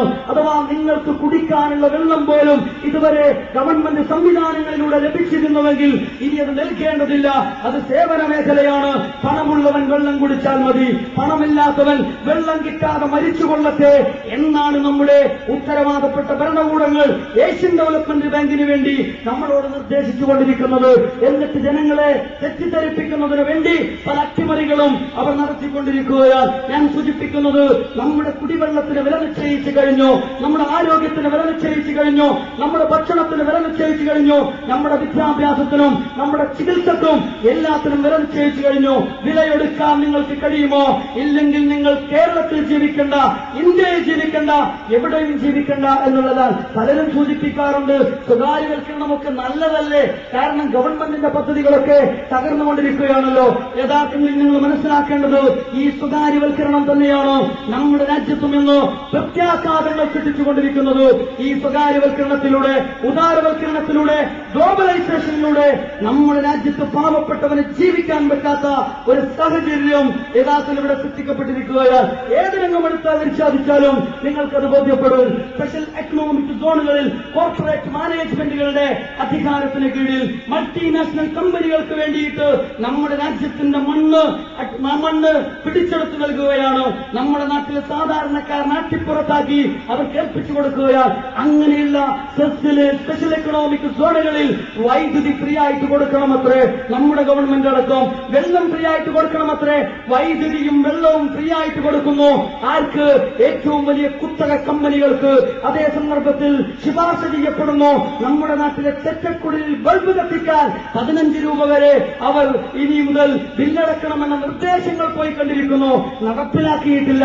കേരളത്തിലൊന്നും അത്ര വേഗം അത് നടപ്പിലാക്കാൻ അനുവദിച്ചുകൂടാ. നമുക്ക് ഒറ്റക്കെട്ടായി പ്രതിരോധിക്കേണ്ട കാര്യമാണ്. അങ്ങ് മുത്തങ്ങയിലെ ആദിവാസികള് തങ്ങൾ ജീവിച്ചുകൊണ്ടിരിക്കുന്ന ഭൂമിയിൽ പണമുള്ളവൻ അധിനിവേശം നടത്തിയപ്പോ, മലയാളം അറിയുന്നവൻ അധിനിവേശം നടത്തിയപ്പോ, വോട്ട് ചെയ്യാൻ അറിയുന്നവൻ അധിനിവേശം നടത്തിയപ്പോ, മലയാളം അറിയുന്നവനെ പത്രം വായിക്കുന്ന പത്രക്കാർ അവർക്ക് അനുകൂലമായിട്ട് നിന്നു. രാഷ്ട്രീയക്കാരൻ അവന് വോട്ട് ചെയ്യാൻ കഴിയുന്നത് കൊണ്ട് അവർക്ക് അനുകൂലമായിട്ട് നിന്നു. പക്ഷേ ആ കാട്ടിൽ ഭൂമിക്ക് അതിർത്തി വേണമെന്നും ഭൂമി രജിസ്റ്റർ ചെയ്യണമെന്നും അറിയാത്ത ലക്ഷക്കണക്കിന് പാവപ്പെട്ട ആദിവാസികൾ ആ കാട്ടിൽ ജീവിച്ചിരുന്നു. ആ കാട്ടിലെ പഴങ്ങൾ പറിച്ചു നിന്നുകൊണ്ട്, ആ കാട്ടിലെ സംവിധാനങ്ങൾ ഉപയോഗിച്ചുകൊണ്ട് ഞങ്ങളുടെ കാട്, നിങ്ങൾക്കിവിടെ ഭൂമിയുണ്ടോ എന്ന് ഒരു നാട്ടുകാരൻ തന്നെ കാട്ടിൽ പോയി ചോദിച്ചാൽ ഇന്നും ആദിവാസി പറയും. ഞാനിത് പറയുന്നത് അട്ടപ്പാടിയിലെ ആദിവാസികളോട് നേരിട്ട് സംസാരിച്ചതിന്റെ, അവരുടെ സംസ്കാരത്തെക്കുറിച്ച് പഠിച്ചതിന്റെ അടിസ്ഥാനത്തിലാണ് പറയുന്നത്. നിങ്ങൾക്ക് ഭൂമിയുണ്ടോ എന്ന് ചോദിച്ചാൽ ഇന്നും അവർ പറയും ഞങ്ങൾക്ക് ഭൂമിയില്ല, ഇതൊക്കെയും ഞങ്ങളുടെ ഭൂമിയാണ്. അങ്ങനെ ഒരു ഭൂമി അതിർത്തി കെട്ടി ഉപയോഗിച്ച് ശീലിക്കുന്ന നമ്മളെ പോലെയുള്ളവരല്ല അവർ കാട്ടിലുടനീളം സമാധാനത്തോടുകൂടി ജീവിക്കുന്നവരാണ്. എന്നിട്ട് അവരുടെ ഭൂമി കയ്യേറിയപ്പോ പത്രക്കാർ പ്രതികരിച്ചില്ല. കാരണം എന്താണ്? പത്രക്കാരൻ പത്രം വായിക്കുന്നവന്റെ സർക്കുലേഷൻ എന്തിനില്ലാതാക്കണം? കാരണം അപ്പുറത്ത് ആദിവാസിക്ക് പത്രം വായിക്കാൻ അറിയില്ലല്ലോ. അതേപോലെ തന്നെ വോട്ട് ചെയ്യാൻ അറിയുന്ന ഇവനെ എന്തിന് ഇവരെ വെറുപ്പിക്കണം? അതുകൊണ്ട് രാഷ്ട്രീയക്കാരനും മിണ്ടാതിരുന്നു. പക്ഷേ നിങ്ങൾ മനസ്സിലാക്കണം, അങ്ങനെ മുത്തങ്ങയിൽ ആദിവാസികൾ കൊച്ചുകൊടിലി കെട്ടാൻ വേണ്ടി ഒരു തുണ്ട് ഭൂമി ചോദിച്ചപ്പോ നമ്മുടെ ഗവൺമെന്റ് നിറവഴിക്കുകയായിരുന്നു. ജോഗി എന്ന് പറയുന്ന ഒരു ആദിവാസിയെ വെടിവെച്ച് കൊല്ലുകയായിരുന്നു. ഏറെക്കുറെ ആദിവാസികൾ കാലുമുറിഞ്ഞവരായും കൈമുറിഞ്ഞവരായും അംഗവൈകല്യം സംഭവിച്ചവരായും അവർ ആശുപത്രിയിൽ കിടക്കുകയായിരുന്നു. നിങ്ങളൊന്ന് ആലോചിച്ചു നോക്കൂ. ഇതേ ഗവൺമെന്റ് തന്നെ മൂന്നാറിൽ ഏക്കർ കണക്കിന് ഭൂമി അധിനിവേശം നടത്തി കൈയടക്കി വേലി കെട്ടി അതിൽ മുഴുവനും തേയിലത്തോട്ടങ്ങൾ ഉണ്ടാക്കി കോടികൾ സമ്പാദിച്ചുകൊണ്ടിരിക്കുന്ന കണ്ണൻ ദേവൻ ടാറ്റ ടീ കമ്പനി ഉണ്ടല്ലോ. ആ ടാറ്റ ടീ കമ്പനിയിൽ നിന്ന് ഒരു സെന്റ് ഭൂമി പോലും, ഒരു തുണ്ട് ഭൂമി പോലും ഇന്നേ വരെ ഗവൺമെന്റിന് തിരിച്ചെടുക്കാൻ സാധിച്ചിട്ടില്ല. പാവപ്പെട്ട ആദിവാസിക്ക് ചെറ്റക്കുടിലി കെട്ടാൻ ഒരു തുണ്ട് ഭൂമി ചോദിക്കുമ്പോ വെടിവെച്ച് കൊന്ന നമ്മുടെ ഗവൺമെന്റ് ഇതാ ഇന്ന് ഗവൺമെന്റ് മാറിയിട്ട് പോലും പാവപ്പെട്ട മനുഷ്യരെ, പാവപ്പെട്ടവർക്ക് ഭൂമി നിഷേധിച്ചവർ ഇന്ന് ടാറ്റ ടീ കമ്പനിക്ക് വേണ്ടി ഏക്കർ കണക്കിന് ഭൂമി കൈയടക്കിയത് തിരിച്ചെടുക്കാൻ പോലും തയ്യാറല്ലാത്ത ഭരണകൂടങ്ങളാണ് നമ്മെ ഭരിച്ചുകൊണ്ടിരിക്കുന്നത്. ഇനിയിപ്പോൾ ഇതാ റീറ്റെയിൽ രംഗത്തേക്ക് വൻകിട കുത്തകൾ കടന്നു വരികയാണ്. ഇവിടെ വെച്ച് ഞാനത് പറയുമ്പോ ഹൈപ്പർ മാർക്കറ്റുകളെ കുറിച്ചും സൂപ്പർ മാർക്കറ്റുകളുമൊക്കെ നിങ്ങളെ സംബന്ധിച്ചിടത്തോളം നിങ്ങളുടെ ജീവിതത്തിന്റെ ഭാഗമായിരിക്കും. അതുകൊണ്ട് തന്നെ ഞാൻ ഇതൊക്കെ പറയുമ്പോൾ ഒരു പക്ഷേ ഒരു യാഥാർത്ഥികത്വമായി നിങ്ങൾക്ക് അനുഭവപ്പെട്ടേക്കാം. പക്ഷേ ഞാൻ പറയുന്നു, ഈ ഗൾഫ് നാടിൽ നിന്നുകൊണ്ട് തന്നെ ഞാൻ പറയുന്നു, നിങ്ങളും അതനുഭവിക്കാൻ പോവുകയാണ്. അനുഭവിച്ചു കഴിഞ്ഞു. ഖത്തറിൽ സന്ദർശനം നടത്തിയപ്പോ നമുക്ക് വിവരം കിട്ടിയത്, ബഹ്റൈനിലും കുവൈത്തിലും പോയപ്പോൾ നമുക്ക് വിവരം കിട്ടിയത്, ഹൈപ്പർ മാർക്കറ്റുകളുടെ മുമ്പിൽ നിന്നിരുന്ന കൊച്ചു കൊച്ചു ബക്കാലകള് പൂട്ടിക്കൊണ്ടിരിക്കുകയാണ്. കുറെ മലയാളികൾ പീടിക പൂട്ടിയിട്ട് നാട്ടിലേക്ക് പോകേണ്ടി വന്നിരിക്കുകയാണ്. അവരുടെ കച്ചവട സ്ഥാപനങ്ങളെ ഈ വലിയ വലിയ ഹൈപ്പർ മാർക്കറ്റുകൾ വിഴുങ്ങിക്കൊണ്ടിരിക്കുകയാണ്. ക്ലാസിഫൈഡ് പരസ്യങ്ങൾ മലയാള പത്രങ്ങളിൽ നോക്കിയാൽ നിങ്ങൾക്ക് കാണാൻ വിൽക്കാൻ വെച്ച നല്ല നിലയിൽ നടന്നു പോകുന്ന ഇന്ന കട വിൽക്കാൻ വെച്ചിരിക്കുന്നു എന്ന് ക്ലാസിഫൈഡ് പരസ്യത്തിൽ നിങ്ങൾക്ക് കാണാവുന്നതാണ്. എന്തുകൊണ്ടാണ് വിൽക്കാൻ വെച്ചിരിക്കുന്നത്? വലിയ വലിയ മാർക്കറ്റുകൾ അവരെ വന്ന് വിഴുങ്ങിയിരിക്കുകയാണ്. ഞാൻ സൂചിപ്പിക്കുന്നത്, നമ്മുടെ രാജ്യവും ഇപ്പോൾ ഉദാരവൽക്കരണത്തിലൂടെ കുത്തകകൾക്ക് കടന്നു വരാൻ അവസരം നൽകി കഴിഞ്ഞിരിക്കുകയാണ്. നമ്മുടെ കൊച്ചു കേരളത്തിൽ കെട്ടിടങ്ങളൊക്കെയും വാൾമാർട്ടുമാരും റിലയൻസുമാരും ടാറ്റമാരും ഒക്കെ ഇന്ന് വിലപേശിക്കൊണ്ടിരിക്കുകയാണ്. ആയിരക്കണക്കിന് സ്ക്വയർ ഫീറ്റുകളിൽ വലിയ വലിയ കോൺക്രീറ്റ് സൗധങ്ങൾ ഉണ്ടാക്കിക്കൊണ്ട് അവിടെ ഹൈപ്പർ മാർക്കറ്റുകൾ സൃഷ്ടിച്ചുകൊണ്ട് അതിന്റെ പരിസരത്തുള്ള മുഴുവൻ ചെറുകിട വ്യാപാരികളെയും തകർത്ത് കളയുന്ന കുത്തകവൽക്കരണമാണ്. ചിലർ പറയും, എന്താ ഒരു മാർക്കറ്റിൽ കയറിയാൽ, ഹൈപ്പർ മാർക്കറ്റിൽ കയറിയാൽ ആവശ്യമുള്ള സാധനമൊക്കെ കിട്ടുമല്ലോ എന്നാണ് പലരും പറയുന്നത്. ചിലർ പറയുന്നത് ഓരോ സാധനം വാങ്ങുമ്പോഴും ഒരു കിലോവിൽ 2 രൂപയൊക്കെ ലാഭം കിട്ടുമല്ലോ എന്നാണ് പലരും പറയുന്നത്. ഇങ്ങനെയുള്ള മോഹങ്ങളാണ് പലപ്പോഴും നമ്മുടെ തലച്ചോറുകൾ പണയം വെക്കാൻ കാരണമാക്കി തീർത്തത് എന്ന് ഉത്ബുദ്ധരായ ഈ സദസ്സ് മനസ്സിലാക്കണം. എവിടെയാണ് നമുക്ക് 2 രൂപ ലാഭം കിട്ടുന്നത്? നമുക്ക് 2 രൂപ ലാഭം കിട്ടുന്നത് നമ്മുടെ നാട്ടിൽ ഓടിച്ചെന്നാൽ നമുക്ക് ആവശ്യമായ വസ്തുക്കൾ നമുക്ക് നൽകുന്ന നമ്മുടെ നാട്ടിലെ കടക്കാരനുണ്ടല്ലോ.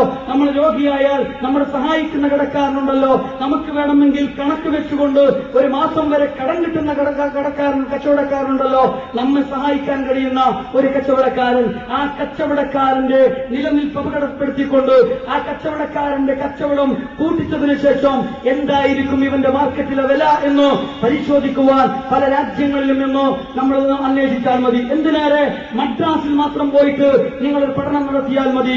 പരിസരത്തുള്ള കൊച്ചു കടക്കാരൻ ഉപജീവനത്തിന് വേണ്ടി കട നടത്തുമ്പോ കോടികളുടെ ആസ്തികളെ വീണ്ടും കോടികളാക്കാൻ വേണ്ടി കുത്തകകൾ വന്നിട്ട് ഹൈപ്പർ മാർക്കറ്റുകൾ ആരംഭിക്കുമ്പോ ആ ഹൈപ്പർ മാർക്കറ്റിലെ 2 രൂപ ലാഭത്തിന് വേണ്ടി ഉപഭോക്താക്കളായ ഞാനും നിങ്ങളും അതിലേക്ക് ഇരച്ചു കയറുമ്പോ നമ്മൾ മനസ്സിലാക്കണം, നമ്മുടെ നാട്ടുകാരനായ കടക്കാരൻ അവസാനിക്കുന്നതോടുകൂടി, കൂട്ടിപ്പോകുന്നതോടുകൂടി പിന്നെ സാധനത്തിന്റെ വില നിർണ്ണയിക്കുന്നത് ഹൈപ്പർ മാർക്കറ്റുകളായിരിക്കും. പിന്നെ നിങ്ങൾക്ക് 2 രൂപയുടെ ലാഭത്തിന്റെ പ്രശ്നമുദിക്കുന്നില്ല. ഉൽപാദന കേന്ദ്രങ്ങളിൽ പോയി നേർക്കുനേരെ ഉൽപ്പന്നങ്ങൾ ശേഖരിച്ചുകൊണ്ട് ആധുനിക സംവിധാനങ്ങളിൽ അവർ ഇന്ന് സംരക്ഷിച്ച് സൂക്ഷിച്ചു നിർത്തി അവർക്ക് താല്പര്യമുള്ളപ്പോൾ മാർക്കറ്റിലിറക്കി വിൽപ്പന നടത്തുന്ന ഈ കുത്തകവൽക്കരണം ഉൽപാദന കേന്ദ്രങ്ങളിൽ ഉൽപാദിപ്പിക്കപ്പെടുന്ന വസ്തുവിന് എന്ത് വില കൊടുക്കണമെന്ന് നാളെ തീരുമാനിക്കാൻ പോവുകയാണ്. അങ്ങനെ ഉപഭോക്താവിന്റെ വിലയും ഉൽപാദകന്റെ വിലയും നിർണ്ണയിക്കുന്ന കുത്തകകളെ കെട്ടിച്ചെടുക്കുന്ന ഈ സംവിധാനത്തിനെതിരെ ഇന്ന് കേരളത്തിൽ സോളിഡാരിറ്റി യൂത്ത് മൂവ്മെന്റ് സമരം ആരംഭിച്ചു കഴിഞ്ഞിരിക്കുകയാണ്. എക്സ്പ്രസ്വേക്കെതിരെ നിങ്ങൾ സമരരംഗത്തിറങ്ങിയപ്പോ നിങ്ങൾ എന്താണ് വിളിച്ചു പറയുന്നത്? നിർത്തണമെന്ന് പറഞ്ഞ പല ആളുകളും ഇന്ന് ഞങ്ങളോട് പറയുന്നു, ഞങ്ങളെ ഒന്ന് സംരക്ഷിക്കണം, ഞങ്ങളുടെ കടകൾ പൂട്ടാൻ പോവുകയാണ്, ഞങ്ങളെ ഒന്ന് സംരക്ഷിക്കണമെന്ന് എന്ന് വ്യാപാരികൾ പറഞ്ഞുകൊണ്ടിരിക്കുകയാണ്. ഞാൻ സൂചിപ്പിക്കുന്നത് ഓരോരുത്തരെയും ബാധിക്കുമ്പോഴാണ് ഓരോരുത്തരും ചാടി എഴുന്നേറ്റ് പറയുന്നത് അന്ന് നിങ്ങൾ പറഞ്ഞ സാമ്രാജ്യത്വം വലിയ ചെകുത്താൻ തന്നെയാണ് കേട്ടോ എന്നിപ്പോൾ സമ്മതിച്ചുകൊണ്ടിരിക്കുകയാണ്. ഇന്ന് കേരളത്തിൽ ജീവിക്കുന്ന ഓരോ സമൂഹത്തെയും ഇതിന്റെ പ്രത്യാഘാതങ്ങൾ തൊടാനും അവരെ തൊട്ട് നോവിക്കാനും തുടങ്ങിയിരിക്കുന്നു. അങ്ങനെ തൊട്ട് നോവിക്കുന്ന ആർക്കൊക്കെയാണോ പരിക്കേൽക്കുന്നത് അവരൊക്കെയും എഴുന്നേറ്റ് നിന്നിട്ട് എവിടെയാണ് സോളിഡാരിറ്റി യൂത്ത് മൂവ്മെന്റ് എന്ന് അന്വേഷിക്കുന്നിടത്തേക്ക് കാര്യങ്ങൾ പോയിക്കൊണ്ടിരിക്കുകയാണ്. ഞാൻ സൂചിപ്പിക്കുന്നത് കേരളത്തിൽ വ്യാപാരികളും സോളിഡാരിറ്റി യൂത്ത് മൂവ്മെന്റും ഇന്ന് സമരപരിപാടികളുമായി മുന്നോട്ട് പോയിക്കൊണ്ടിരിക്കുകയാണ്. സാമ്പത്തിക രംഗത്ത് കുതിച്ചുകൊണ്ടിരിക്കുന്ന ഇന്ത്യയാണ് ഇന്ന് ലോകം നിരീക്ഷിച്ചുകൊണ്ടിരിക്കുന്നത്. വളരെ ശരിയാണ്. പക്ഷേ എന്താണ് സാമ്പത്തിക വളർച്ച? കടം വാങ്ങിയ പണം കൂടി കണക്ക് കൂട്ടുന്ന ഒരു സാമ്പത്തിക വളർച്ചയുണ്ടല്ലോ, അതാണ് ഇവിടെ രേഖപ്പെടുത്തിയിരിക്കുന്നത്. നമ്മുടെ രാജ്യത്ത് 70% ജനങ്ങളും ഇന്ന് യഥാർത്ഥത്തിൽ അവലംബിച്ചുകൊണ്ടിരിക്കുന്നത് കാർഷിക മേഖലയിലാണ്. എങ്കിൽ ആ കാർഷിക മേഖലയിൽ എത്രയാണ് നമ്മുടെ അഭിവൃദ്ധി?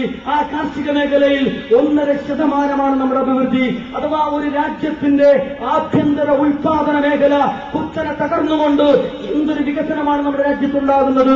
70% ജനതയെ പരിഗണിക്കാത്ത വികസനം അതാണ് ഇവിടെ നടന്നുകൊണ്ടിരിക്കുന്നത്. 1986 3.5% കാർഷിക രംഗത്ത് വളർച്ച ഉണ്ടായപ്പോ സാമ്പത്തിക വളർച്ച 3% രേഖപ്പെടുത്തിയത്. ഇപ്പോൾ നിങ്ങൾ ആലോചിച്ച് നോക്കൂ, 1.5% കുറഞ്ഞിരിക്കുകയാണ്. നമ്മുടെ രാജ്യത്തിന്റെ അഭിവൃദ്ധിക്ക് വേണ്ടി, നമ്മുടെ രാജ്യത്തിലെ സമൂഹത്തിന്റെ ജനതയുടെ അഭിവൃദ്ധിക്ക് വേണ്ടിയാണ് പഞ്ചവത്സര പദ്ധതികൾ ഉണ്ടാക്കിയത്. എന്നാൽ 11ാം പഞ്ചവത്സര പദ്ധതി നമുക്ക് വേണ്ടിയുള്ളതല്ല, സാമ്രാജ്യത്വ ശക്തികൾക്ക് വേണ്ടിയുള്ളതാണ്. അതിൽ പറയുന്നു, അതുകൊണ്ട് തന്നെ കാർഷിക മേഖലയിൽ സബ്സിഡി നിർത്തിയാക്കിയാൽ ഉത്തരവാദിത്വത്തോടുകൂടി കർഷകർ രംഗത്ത് വരും. പക്ഷേ അതിന്റെ ഉള്ളുകള്ളികൾ പരിശോധിച്ചപ്പോൾ നമുക്ക് ബോധ്യപ്പെട്ടു, സബ്സിഡി നിഷേധിക്കപ്പെട്ടാൽ കർഷകർ ആത്മഹത്യ ചെയ്യുകയോ കാർഷിക ഭൂമിയിൽ നിന്ന് ഇട്ടെറിഞ്ഞോടുകയോ ചെയ്യുമ്പോൾ വ്യാപാര രംഗത്ത് ഇറങ്ങി വരുന്നത് പോലെ മൾട്ടിനാഷണൽ കമ്പനികൾ നമ്മുടെ പാടശേഖരങ്ങളിലും നമ്മുടെ തോട്ടങ്ങളിലും പണമിറക്കിക്കൊണ്ട്, അവർക്ക് സബ്സിഡി വേണ്ടതില്ലല്ലോ, പണമിറക്കിക്കൊണ്ട് അവർക്ക് ഇഷ്ടമുള്ള ഉൽപ്പന്നങ്ങൾ ഉൽപ്പാദിപ്പിച്ചുകൊണ്ട് ലോകത്തിന്റെ മുഴുവൻ മേഖലയിലും വിപണനം ചെയ്തുകൊണ്ട് കോടികൾ ആസ്തിയുണ്ടാക്കാനും വരുമാനമുണ്ടാക്കാനും ഇതാ നമ്മുടെ കൃഷിഭൂമിയിലേക്ക് വരെ വൻകിടകൾ വരുന്നു എന്ന സന്ദേശമാണ് 11ാം പഞ്ചവത്സര പദ്ധതി യഥാർത്ഥം നമുക്ക് നൽകിക്കൊണ്ടിരിക്കുന്നത്. തൊഴിലിനെ കുറിച്ചും അവർ പറയുന്നുണ്ട്, ഇനി തൊഴിൽ ഡെയിലി വേജസിൽ മാത്രമേ തൊഴിൽ കൊടുക്കാൻ പാടുള്ളൂ, ആർക്കും തന്നെ കൂലി ശമ്പളം കൊടുക്കാൻ പാടില്ല, അതേപോലെ തന്നെ ആർക്കും തന്നെ പെൻഷൻ കൊടുക്കാൻ പാടില്ല. ഓരോ ദിവസവും തൊഴിലെടുത്തിട്ട് കൂലി വാങ്ങട്ടെ. ഇന്ന് 200 രൂപ കൂലി ഉണ്ടെങ്കിൽ തൊഴിലില്ലാ പടകളുമായി മത്സരിക്കുമ്പോൾ അത് 100 രൂപ കൂലിയിലേക്ക് കുറഞ്ഞു വരുമെന്നും, അങ്ങനെ ഫാക്ടറികൾക്ക് വേണ്ടി കമ്പനികൾക്ക് വേണ്ടി പണിയെടുക്കുന്ന പാവപ്പെട്ടവന്റെ ഊർജ്ജം മുഴുവനും അവൻ സമർപ്പിച്ചതിന് ശേഷം അവൻ രോഗിയായിട്ട് പുറന്തള്ളപ്പെടുമ്പോ നിനക്ക് ചികിത്സിക്കുവാൻ ഞങ്ങൾക്കൊന്നും തരേണ്ടതില്ല, നീ ഡെയിലി വേജസുകാരനാണ്, പണിയെടുത്താൽ കൂലി തരും. ഇന്ന് പണിയെടുത്താൽ ഉച്ചവരെ എടുത്താൽ ഉച്ചവരെയുള്ള കൂലി, വൈകുന്നേരം വരെ പണിയെടുത്താൽ വൈകുന്നേരം വരെയുള്ള കൂലി. നിനക്കിപ്പോൾ ആരോഗ്യമില്ലെങ്കിൽ ഇനി മുതൽ നീ പണിക്ക് വരണ്ട, വീട്ടിൽ പോയി കിടന്നോ. പട്ടണങ്ങളിൽ കാണുന്ന കോൺക്രീറ്റ് കൂറ്റൻ കെട്ടിടങ്ങളുണ്ടല്ലോ, അതിനെക്കുറിച്ച് നിങ്ങൾ വികസനം എന്ന് പറഞ്ഞാൽ അത് വിശ്വസിക്കാൻ ഞങ്ങൾ നിങ്ങളെപ്പോലെ അകക്കണ്ണം എത്തപ്പെട്ടവരല്ല. അതേപോലെ തന്നെ പുകയുയർന്നുകൊണ്ടിരിക്കുന്ന കൂറ്റൻ ഫാക്ടറികളിലേക്ക് വിരൽ ചൂണ്ടിക്കൊണ്ട് വികസനം എന്ന് പറഞ്ഞാൽ അത് വിശ്വസിക്കാൻ ഞങ്ങൾ അന്ധന്മാരല്ല, ഞങ്ങൾക്ക് അകക്കണ്ണുണ്ട്. ഞങ്ങൾ ഒന്നുകൂടി പറയുന്നു, ഞങ്ങൾ വിശ്വസിക്കുന്ന ആദർശത്തിന്റെ അതിശക്തമായ ഉൾക്കാഴ്ചയിൽ നിന്നുകൊണ്ട് ഞങ്ങൾ പറയുന്നു, നിങ്ങൾ തീർക്കുന്ന വലിയ വലിയ ആശുപത്രികളോ വലിയ വലിയ സ്വാശ്രയ സ്ഥാപനങ്ങളോ വലിയ ഫാക്ടറികളോ അമ്പരച്ചുംബികളായിട്ട് നിൽക്കുന്ന ഈ കെട്ടുകാഴ്ചകളിൽ അഭിരമിക്കാനുള്ള വിഡ്ഢികളല്ല ഞങ്ങൾ. ആ കെട്ടുകാഴ്ചകൾക്കപ്പുറം അതിന്റെ നിശബ്ദതകളിലും മൗനങ്ങളിലുമുള്ള ഒരുപാട് ഭീകരമായ അവസ്ഥകൾ ഞങ്ങൾ കണ്ടുകൊണ്ടിരിക്കുന്നു. അതിന്റെ മൗനങ്ങളിൽ ഈ വികസനത്തിന്റെ ദുരന്തം പേറി വിഷജലം കുടിച്ചുകൊണ്ട് വിഷവായു ശ്വസിച്ചുകൊണ്ട് താമസിക്കാൻ വീടില്ലാതെ ലോകം പേറിക്കൊണ്ട് പുഴിക്കളെ പോലെ ചത്തും മരിച്ചും കഴിഞ്ഞുകൂടുന്ന 10,000-കണക്കിന് മനുഷ്യ മക്കളുണ്ട്. ആ മനുഷ്യ മക്കളെ സാക്ഷി നിർത്തിക്കൊണ്ട് ഞങ്ങൾ വിളിച്ചു പറയുന്നു, തിരുത്തണം ഈ വികസനം. മണ്ണിന് വേണ്ടി തിരുത്തണം, ആകാശത്തിന് വേണ്ടി തിരുത്തണം, അന്തരീക്ഷത്തിന് വേണ്ടി തിരുത്തണം, മനുഷ്യർക്ക് വേണ്ടി തിരുത്തണം ഈ വികസനം. ഇത് ഭ്രാന്തമാണ്. ആ ഭ്രാന്തമായ വികസനത്തിന്റെ കെട്ടുകാഴ്ചകളിൽ അപരമിക്കാത്തൊരു വിപ്ലവ സംഘം ഇതാ ഇവിടെ എഴുന്നേറ്റ് നിൽക്കുകയാണ്. എഴുന്നേറ്റ് നിൽക്കുന്നത് ഈ പാർശ്വവൽക്കൃത സമൂഹത്തിന് വേണ്ടി. എൻഡോസൾഫാൻ ഇരകളായി ഉണ്ടക്കണ്ണുകളോടുകൂടി വലിയ വലിയ തലകളോടുകൂടി വികലാംഗരാക്കപ്പെട്ട് ഇനിയും പെറ്റുവീഴുന്ന മുഴുവൻ മനുഷ്യരും മന്ദബുദ്ധികളാക്കപ്പെടുമാറ് അത്രമാത്രം ഭീകരമായ എൻഡോസൾഫാന്റെ ഇരകൾക്ക് വേണ്ടിയാണ് ഞങ്ങൾ കേരളത്തിൽ എഴുന്നേറ്റ് നിൽക്കുന്നത്. ഞങ്ങൾ എഴുന്നേറ്റ് നിൽക്കുന്നത് കോഴിക്കോട് പട്ടണത്തിന്റെ മനോഹരിതയിലല്ല ഞങ്ങൾ അഭിരമിക്കുന്നത്. അതിന്റെ എച്ചിൽ തിന്ന് കഴിയുന്ന ഞെളിയമ്പറമ്പിലെ മാരാരോഗികളുണ്ടല്ലോ, അവരെ സാക്ഷി നിർത്തിക്കൊണ്ട് അവരുടെ പക്ഷത്താണ് ഞങ്ങൾ നിൽക്കുന്നത്. കോഴിക്കോട്ടിന്റെ പട്ടണ സൗന്ദര്യത്തിന്റെ കൂടെ നിൽക്കാൻ ഒരു വിപ്ലവ പ്രസ്ഥാനത്തിന് സാധ്യമല്ല. അപ്പുറത്ത് പ്ലാച്ചുമടയിലെ കൊക്കക്കോള കമ്പനിയുടെ കൂടെ നിൽക്കാൻ ഞങ്ങൾക്ക് സാധ്യമല്ല. പാവപ്പെട്ട ആദിവാസികളുടെ കിണറിൽ നിന്ന് ഭീകരമായ ബോർവെല്ലുകൾ കുളിച്ചുകൊണ്ട് അവരുടെ വെള്ളം മൂറ്റിയെടുത്തല്ലോ, ആ വെള്ളം മൂറ്റിയെടുത്ത് കുപ്പിയിൽ അവർ വിൽപ്പന നടത്തിയപ്പോ ഞങ്ങൾ പറഞ്ഞു, ആദിവാസിയുടെ ചോരയാണ് ഇവർ വിൽപ്പന നടത്തിക്കൊണ്ടിരിക്കുന്നത്. 3 കിലോമീറ്റർ ദൂരെ പോയി വെള്ളം കൊണ്ടുവരാൻ കൂലിപ്പണി നടത്തുന്ന ആദിവാസികൾ ജോലി ഉപേക്ഷിച്ചു കൊണ്ടുപോവുകയും എന്നിട്ട് ആ ഫാക്ടറിയുടെ കരമാലിന്യങ്ങളുടെ രോഗം പേറുകയും ചെയ്തപ്പോ അവസാനം മൈലമ്മ എന്ന ആ വിപ്ലവകാരിയായ ആദിവാസി സ്ത്രീ, നിരക്ഷയായ ആദിവാസി സ്ത്രീ സൊറായിസിസ് പോലെയുള്ള രോഗങ്ങൾ ബാധിച്ച് മരിക്കുകയും ഒക്കെ ചെയ്ത ഒരു സാഹചര്യമാണ് ഈ ഒരു യുവജന പ്രസ്ഥാനത്തിന്റെ, ഈ വിപ്ലവ പ്രസ്ഥാനത്തിന്റെ പരിഗണനയിലുള്ളത്. കൊക്കക്കോള കമ്പനിയുടെ പരസ്യമോ അതിന് അംബാസഡറായവരോ ഒന്നും തന്നെ പരിഗണിക്കുന്ന ഒരു യുവജനത്തെയല്ല കേരളത്തിൽ സോളിഡാരിറ്റി പ്രതിനിധീകരിക്കുന്നത്. വിപ്ലവ യൗവനത്തെയാണ്. കരിമണൽ കന്നത്തിന്റെ ദുരന്തങ്ങളിലേക്ക് വിരൽ ഞങ്ങൾ സംസാരിക്കുന്നത്. അങ്ങനെ ഈ കാലഘട്ടത്തിന്റെ തിന്മകളിലേക്ക് ഞങ്ങൾ വിരൽ ചൂണ്ടുകയാണ്.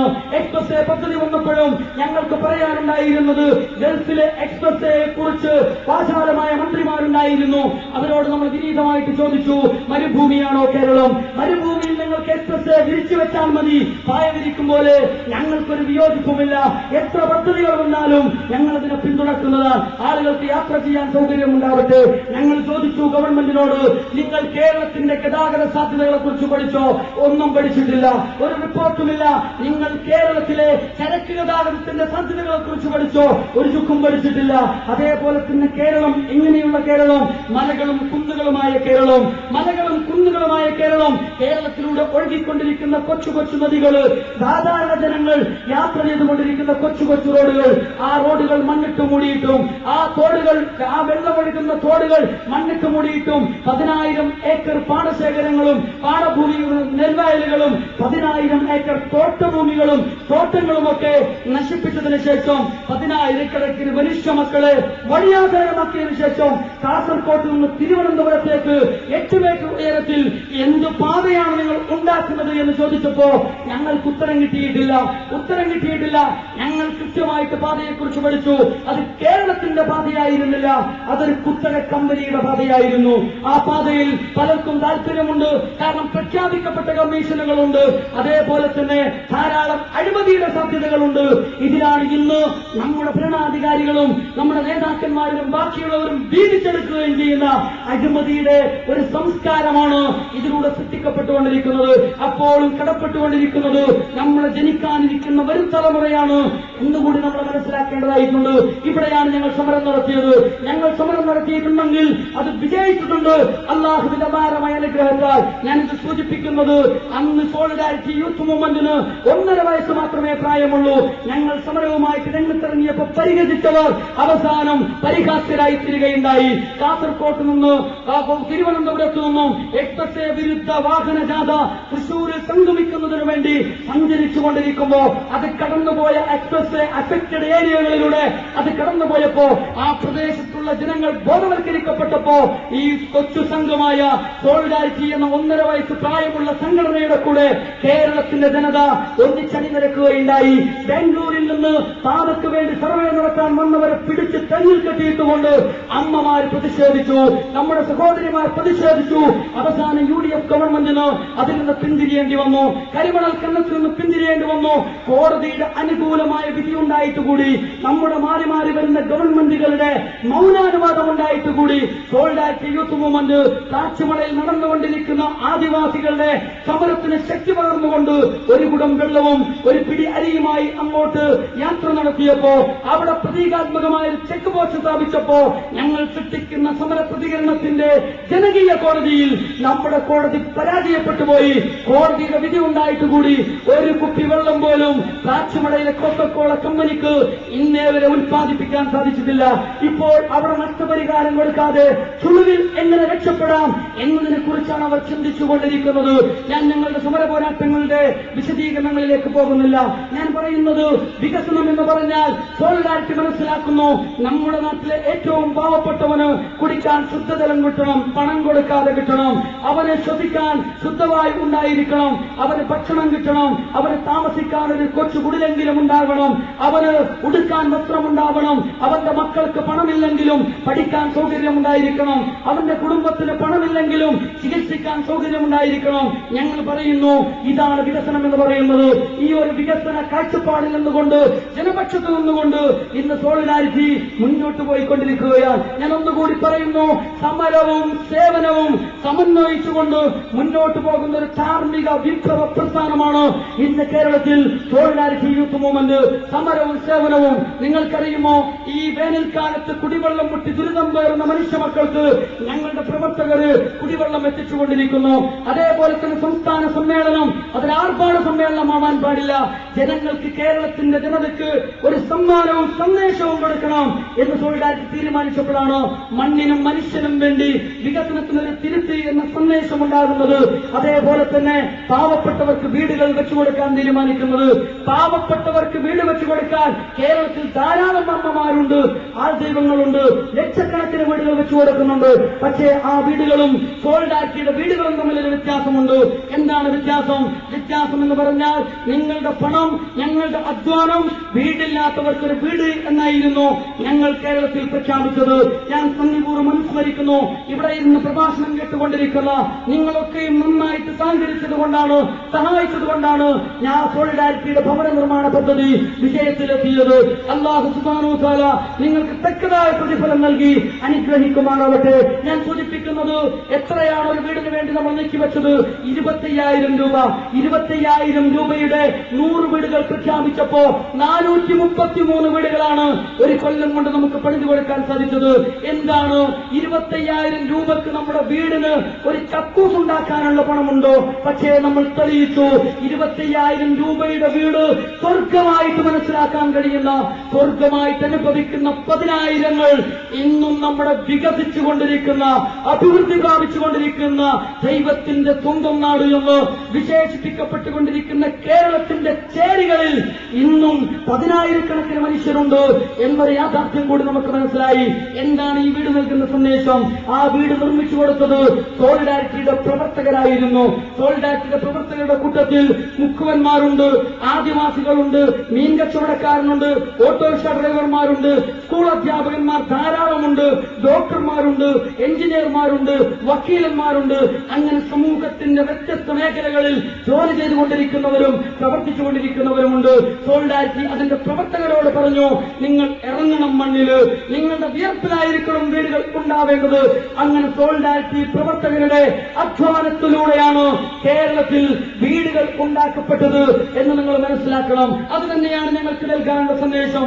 യുവതയുടെ കർമ്മശേഷി ലഹരിയിലും തോന്നിവാസങ്ങളിലും വിനിയോഗിക്കപ്പെട്ടുകൊണ്ടിരിക്കുന്ന, മറ്റുള്ളവർക്ക് വേണ്ടി അടിമകളായി, മറ്റുള്ളവർക്ക് വേണ്ടി നിലകൊള്ളുന്ന, അടിമത്തത്തിലേക്ക് എടുത്തെറിയപ്പെട്ടുകൊണ്ടിരിക്കുന്ന യുവതയെ വീണ്ടെടുത്തുകൊണ്ട് അവരുടെ കർമ്മശേഷിയെ നമ്മുടെ നാട്ടിലെ ജനങ്ങളെ സേവിക്കുന്നതിന് വേണ്ടി ക്രിയാത്മകവും രചനാത്മകവുമായ വഴിയിലേക്ക് നമ്മുടെ യുവതയുടെ അധ്വാനശേഷിയെ തിരിച്ചുവിടുക എന്ന ഒരു ദൗത്യമാണ് സോൾഡാറ്റ് നിർവഹിച്ചത്. ഭവന നിർമ്മാണത്തിന്റെ ഏറ്റവും സുന്ദരമായ സന്ദേശമാണ്. വളരെ വൈകാരികമായ അനുഭവങ്ങളായിരുന്നു ഞങ്ങൾക്ക് കിട്ടിയത്. ഞങ്ങൾ വീട് നിർമ്മിച്ചുകൊണ്ടിരിക്കുമ്പോൾ മാത്രം ആ സ്ഥലങ്ങൾ സന്ദർശിക്കുന്ന പരിസരവാസികൾ നമ്മളോടൊപ്പം ചേർന്നു. അവർ ജാതി ചോദിച്ചില്ല, അവർ മതം ചോദിച്ചില്ല, നമ്മളും ചോദിച്ചില്ല. സോൾഡാറ്റിയുടെ വീടുകളിൽ ഹിന്ദുക്കളുണ്ട്, ക്രിസ്ത്യാനികളുണ്ട്, മുസ്ലിങ്ങളുണ്ട്, മതമുള്ളവരും മതമില്ലാത്തവരുമുണ്ട്. അങ്ങനെ മനുഷ്യരെ പരിഗണിച്ചുകൊണ്ടായിരുന്നു നമ്മൾ വിശ്വസിക്കുന്ന ആദർശം. മനുഷ്യരെ പരിഗണിക്കാനാണ് ആവശ്യപ്പെട്ടത്. മനുഷ്യരെ പരിഗണിച്ചുകൊണ്ട് നമ്മൾ വീടുകൾ നിർമ്മിച്ചു കൊടുക്കുകയില്ലായി. അവിടെ സന്ദർശിച്ച പരിസരവാസികൾ പറഞ്ഞു, ഞങ്ങൾ കുറച്ച് ഓട് തരാം, ഞങ്ങൾ ഇത്തിരി മരം തരാം, ഞങ്ങൾ ഇത്തിരി കല്ല് തരാം. അതുമാത്രമല്ല, പലരും ഞങ്ങളോടൊപ്പം നിന്ന് അണിചേർന്നു നിന്നുകൊണ്ട് പണിയെടുക്കുകയുണ്ടായി. കുറ്റ്യാടിയിൽ ഒരു വീടിന്റെ ഉദ്ഘാടനം നടക്കുമ്പോ ഒരു അമുസ്ലിം സുഹൃത്ത് വളരെ സന്തോഷപൂർവ്വം വൈകാരികമായിട്ട് പറയുകയുണ്ടായി, 7 ദിവസം കൊണ്ട് ഒരു വീട് പൂർത്തീകരിക്കപ്പെടുമോ? 7 ദിവസം കൊണ്ട് 2 റൂമും ഒരു സിറ്റ് ഔട്ടും ഒരു അടുക്കളയുമുള്ള ഒരു വീടാണ് നമ്മൾ 25,000 രൂപക്ക് നിർമ്മിച്ചു കൊടുക്കുന്നത്. ഇങ്ങനെ നിർമ്മിക്കാൻ സാധിക്കുമോ? ഈ സംഖ്യക്ക് നിർമ്മിക്കാൻ സാധിക്കുമോ? അദ്ദേഹത്തെ അത്ഭുതപ്പെടുത്തിയത് അതല്ല. അദ്ദേഹത്തെ അത്ഭുതപ്പെടുത്തിയത്, അദ്ദേഹം എന്നും രാവിലെ അദ്ദേഹം കാണുന്നു പ്രഭാത നമസ്കാരത്തിന് ശേഷം കുറെ ചുറുചുറുക്കുള്ള ചെറുപ്പക്കാർ വന്നിട്ട് അവിടെ പണിയെടുത്തുകൊണ്ടിരിക്കുന്നു. അവർ വൈകുന്നേരത്തോടുകൂടി മടങ്ങിപ്പോകുന്നു.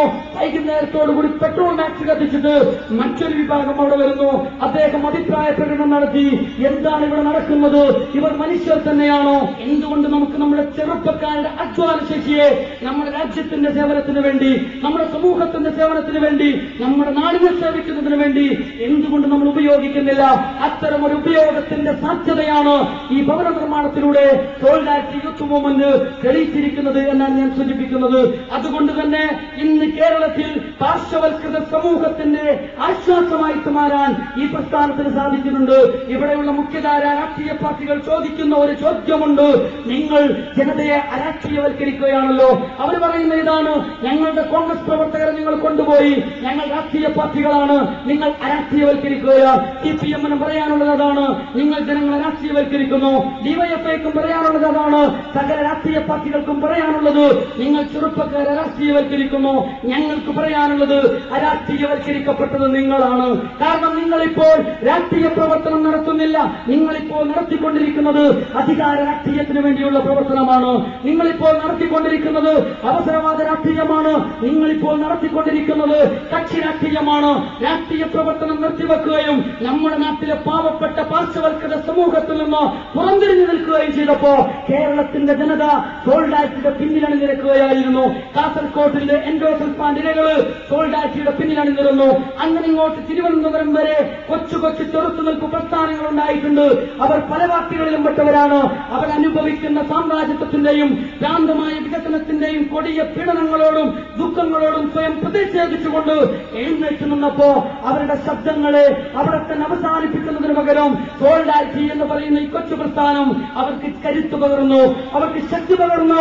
അങ്ങനെ കാസർഗോഡ് മുതൽ തിരുവനന്തപുരം വരെയുള്ള കൊച്ചു കൊച്ചു ചെറുത്തുനിൽപ്പ് പ്രസ്ഥാനങ്ങൾക്ക് ആവേശം പകർന്നുകൊണ്ട്, കരുത്ത് പകർന്നുകൊണ്ട്, കേരളത്തിന് നഷ്ടപ്പെട്ടു പോയ രാഷ്ട്രീയ ബോധത്തെ വീണ്ടെടുത്തുകൊണ്ട് ഒരു ജനപക്ഷ രാഷ്ട്രീയത്തെ ഇന്ന് സോൾഡാറ്റി കേരളത്തിൽ അവതരിപ്പിച്ചുകൊണ്ടിരിക്കുകയാണ്. ഞാൻ സൂചിപ്പിക്കുന്നത്, അരാഷ്ട്രീയവൽക്കരണം സംഭവിച്ചത് മുഖ്യധാര രാഷ്ട്രീയ പാർട്ടികൾക്കാണ്. നമ്മൾ നിർവഹിച്ചുകൊണ്ടിരിക്കുന്നത് യഥാർത്ഥ രാഷ്ട്രീയ പ്രവർത്തനമാണ്. എങ്കിൽ ഞാൻ സൂചിപ്പിക്കുന്നു, സോൾഡാറ്റിക്ക് ഇന്ന് കേരളത്തിൽ അതിന്റെ ദൗത്യം എന്ന് പറയുന്നത് നിലവിൽ ഭരിച്ചുകൊണ്ടിരിക്കുന്ന ഭരണകൂടങ്ങളെ തിരുത്തുക എന്ന ദൗത്യമാണ്. ഒരു സാമൂഹ്യ സമ്മർദ്ദ ശക്തിയായി, ഒരു ജനപക്ഷ രാഷ്ട്രീയത്തെ പ്രതിനിധീകരിക്കുന്ന ഒരു സാമൂഹ്യ സമ്മർദ്ദ ശക്തിയായി നിലവിലുള്ള ഭരണകൂടങ്ങളെ തിരുത്തിയും അവരുടെ തെറ്റായ പോക്കിനെ നിയന്ത്രിച്ചും അവരെ ചോദ്യം ചെയ്യും, അവരുടെ ഭ്രാന്തമായ വികസന പദ്ധതികളിൽ നിന്നോ അവരെ പിന്തിരിച്ചും തടഞ്ഞു നിർത്തിയും ജനപക്ഷ രാഷ്ട്രീയത്തെ ഉയർത്തി മുന്നോട്ട് പോവുക എന്ന രാഷ്ട്രീയ ദൗത്യം ഇന്ന് കേരളത്തിൽ സോൾഡാറ്റി യൂത്ത് മൂവ്മെന്റ് നിർവഹിച്ചുകൊണ്ടിരിക്കുകയാണ്. ഞാൻ അവസാനിപ്പിക്കുകയാണ്.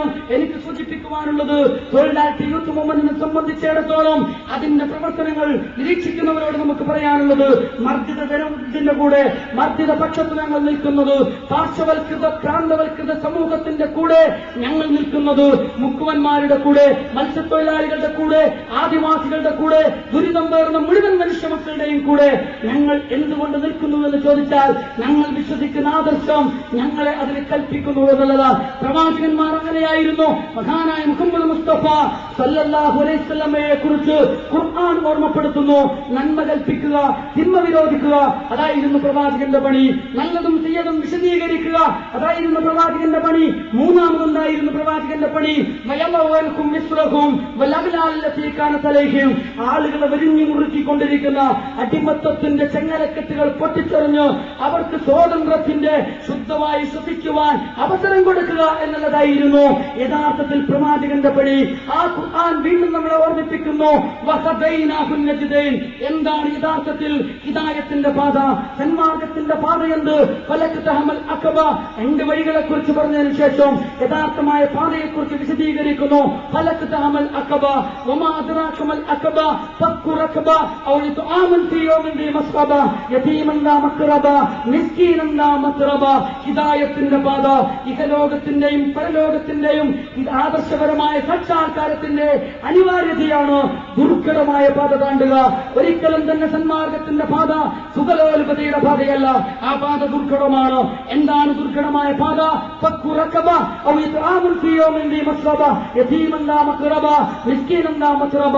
മണ്ണിനോടൊട്ട് നിൽക്കുന്ന അഗതികളുണ്ടല്ലോ, അനാഥകളുണ്ടല്ലോ, അവർ പ്രയാസപ്പെടുമ്പോൾ അവർക്ക് ഭക്ഷണം എത്തിച്ചു കൊടുക്കുക, അവർക്ക് ആഹാരം കൊടുക്കുക. അതേപോലെ തന്നെ അടിമത്തത്തിൽ നിന്ന് മനുഷ്യരെ വിമോചിപ്പിക്കുക, അവരുടെ പിരടികളെ വിമോചിപ്പിക്കുക. ഇതാണ് ഹിദായത്തിന്റെ മാർഗം എന്ന് പഠിപ്പിക്കപ്പെട്ടിട്ടുണ്ട്.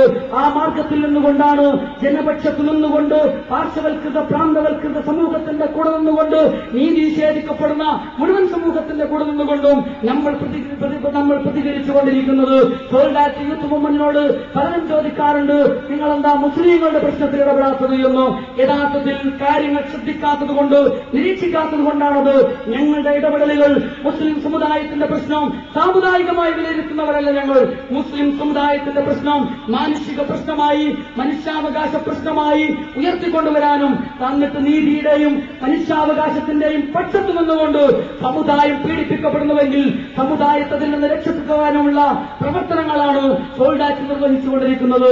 അബ്ദുൽ നാസർ മഅദനി ജയിലിൽ കിടക്കുമ്പോ അദ്ദേഹത്തിന്റെ പ്രശ്നത്തെ സാമുദായിക പ്രശ്നങ്ങളായി പലരും ഉന്നയിച്ചപ്പോ അദ്ദേഹത്തിന്റെ പ്രശ്നം ഒരു മനുഷ്യാവകാശ പ്രശ്നമായി കേരളത്തിൽ ചർച്ചക്കിട്ടുകൊടുത്തത് സോൾഡാറ്റ് യൂത്ത് മൂവ്മെന്റ് ആയിരുന്നു. മനുഷ്യാവകാശ പ്രശ്നമായി ചർച്ച ചെയ്തപ്പോ മുഴുവൻ രാഷ്ട്രീയക്കാരും അദ്ദേഹത്തിന്റെ പ്രശ്നങ്ങളിലേക്ക് ഇറങ്ങി വന്നു. സകല സെക്യുലറിസ്റ്റുകളും നീതിക്ക് വേണ്ടി നിലകൊള്ളുന്നവരും ആ നീതിക്ക് വേണ്ടി മനുഷ്യാവകാശങ്ങൾക്ക് വേണ്ടി പോരടിക്കുന്നവരും, അവർ മതമുള്ളവരാവട്ടെ, മതേതര വിശ്വാസികളാവട്ടെ, നിരീശ്വരവാദികളാവട്ടെ, അവരൊക്കെയും രംഗത്ത് വന്നത് ഒരു മനുഷ്യാവകാശ പ്രശ്നമെന്ന നിലക്കാൾ. ഞങ്ങൾ വിശ്വസിക്കുന്നു ഇന്ത്യ പോലെയുള്ള ഒരു ബഹുസ്വര സമൂഹത്തില് മുസ്ലിം പ്രശ്നം പോലും ഏറ്റെടുക്കേണ്ടത് ഒരു ജനകീയ പ്രശ്നമായിട്ടാണ്, ഒരു മനുഷ്യാവകാശ പ്രശ്നമായിട്ടാണ്. കാരണം നമുക്കറിയുമല്ലോ, ചരിത്രത്തിൽ, ഇന്ത്യയുടെ ചരിത്രത്തിൽ നല്ലവരായ മനുഷ്യരുണ്ട്. ആ നല്ലവരായ മനുഷ്യർക്ക് ജാതിയില്ല, മതമില്ല. ആ നല്ലവരായ മനുഷ്യർ നീതിയുടെ പക്ഷത്തു നിന്നുകൊണ്ട് ദുർബലരാക്കപ്പെട്ട ജനതയ്ക്ക് വേണ്ടി വാദിച്ചതും സംസാരിച്ചതും ചരിത്രം നമ്മുടെ മുമ്പിൽ സാക്ഷിയാൽ. ഞാൻ അതിന്റെ വിശദാംശങ്ങളിലേക്ക് പോകുന്നില്ല, അതിവിടെ വിശദീകരിക്കപ്പെടുമെന്ന് പ്രതീക്ഷിക്കുകയാൽ ഞാൻ സൂചിപ്പിക്കുന്നത്, അങ്ങനെ മർദ്ദിതരുടെ പക്ഷത്ത് നിൽക്കുക എന്നുള്ളത് വിശ്വാസപരമായ ഒരു ദൗത്യമായിട്ട് ഞങ്ങൾ മനസ്സിലാക്കുന്നു. പലരും ഞങ്ങളോട് ചോദിക്കുന്നു, നിങ്ങളുടേത് എന്ത് മതമാണ്, നിങ്ങളുടേത് രാഷ്ട്രീയമാണോ എന്ന്.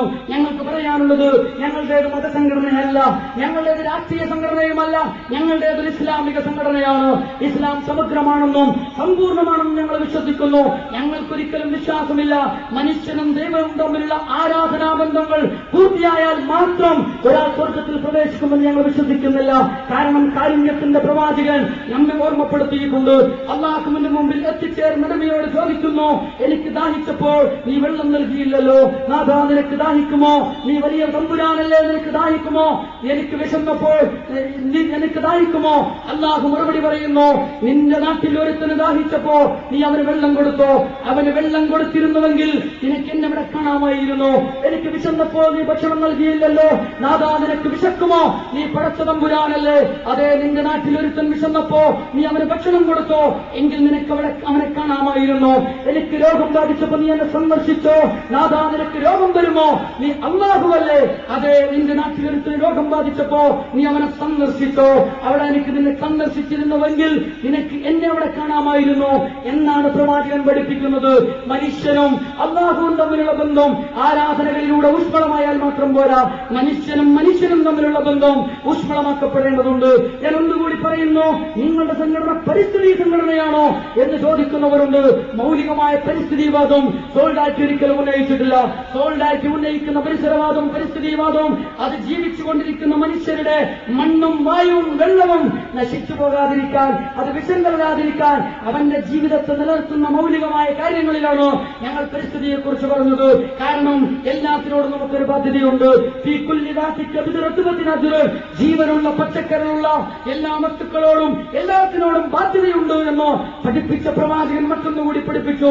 സഹാബേക്കർ രക്തസാക്ഷികളായ കൊല ചെയ്യപ്പെട്ട ഉഹുദിനെ ശപിക്കുന്നതിന് പകരം അല്ലാഹുവിന്റെ പ്രവാചകൻ ജീവനില്ലാത്ത ഉഹുദ് വലയെ നോക്കിയിട്ട് പറഞ്ഞു, ഹാദാ ജബലൻ യുഹിബ്ബുനാ വനുഹിബ്ബുഹു. ഇതാ ഈ പർവ്വതം, ഈ പർവ്വതത്തെ നമ്മൾ സ്നേഹിക്കുന്നു, ഈ പർവ്വതമോ ഉമ്മയെ സ്നേഹിച്ചുകൊണ്ടിരിക്കുന്നു. അങ്ങനെ പർവ്വതത്തെ സ്നേഹിക്കാൻ പഠിപ്പിച്ച പ്രവാചകൻ യുദ്ധഭൂമിയിൽ സ്ത്രീകളുടെ മുഖം വികൃതമാക്കരുത്, കുട്ടികളെ ഉപദ്രവിക്കരുത്, അവരുടെ തോട്ടങ്ങളെ നശിപ്പിക്കരുത് എന്ന് പഠിപ്പിച്ച പ്രവാചകൻ മരണത്തിന്റെ വിളി കേൾക്കുമ്പോൾ കയ്യിലുള്ള ചെടി നട്ടുപിടിപ്പിക്കണം എന്ന് പഠിപ്പിച്ച പ്രവാചകൻ നിങ്ങൾ കൃഷി നടത്തുന്നുവെങ്കിൽ അതിൽ നിന്ന് പക്ഷികൾ ഭക്ഷിക്കട്ടേലൊക്കെ സ്വതക്ക, കാലികൾ ഭക്ഷിക്കട്ടേലൊക്കെ സ്വതക്ക, മനുഷ്യർ ഭക്ഷിക്കട്ടേലൊക്കെ സ്വതക്ക, എല്ലാം നിങ്ങൾക്ക് പുണ്യമാണ് എന്ന് പഠിപ്പിച്ച പ്രവാചകൻ ആവാസ വ്യവസ്ഥയും മനുഷ്യനും തമ്മിലുള്ള പാരസ്പര്യത്തെ അംഗീകരിക്കുന്നു എന്ന് മാത്രമല്ല അതിന്റെ സംരക്ഷണത്തിലാണ് താളായ്ക്യത്തിലുള്ള ഒരു ജീവിതക്രമം നിലനിൽക്കുന്നത് എന്ന് ഞങ്ങൾ ഇസ്ലാമിന്റെ പരിസരത്ത് നിന്നുകൊണ്ട് അടിയുറച്ച് വിശ്വസിക്കുന്നു. ഞാൻ പറയുന്നത് മനുഷ്യനും തമ്മിലുള്ള ബന്ധം, മനുഷ്യനും ആവാസ വ്യവസ്ഥയും തമ്മിലുള്ള ബന്ധം, മനുഷ്യനും പ്രപഞ്ചനാഥനും തമ്മിലുള്ള ബന്ധം, ഈ മൂന്ന് ബന്ധങ്ങളും ഊഷ്മളമാക്കുന്നിടത്താണ് താളായ്ക്യത്തിന്റെ സുന്ദരമായ ഇഹലോകവും പാരത്രിക മോക്ഷത്തിന്റെ പരലോകവും സൃഷ്ടിക്കപ്പെടുന്നത് എന്ന് ഞങ്ങൾ വിശ്വസിക്കുന്നു. ഞാൻ അവസാനിപ്പിക്കുകയാണ്.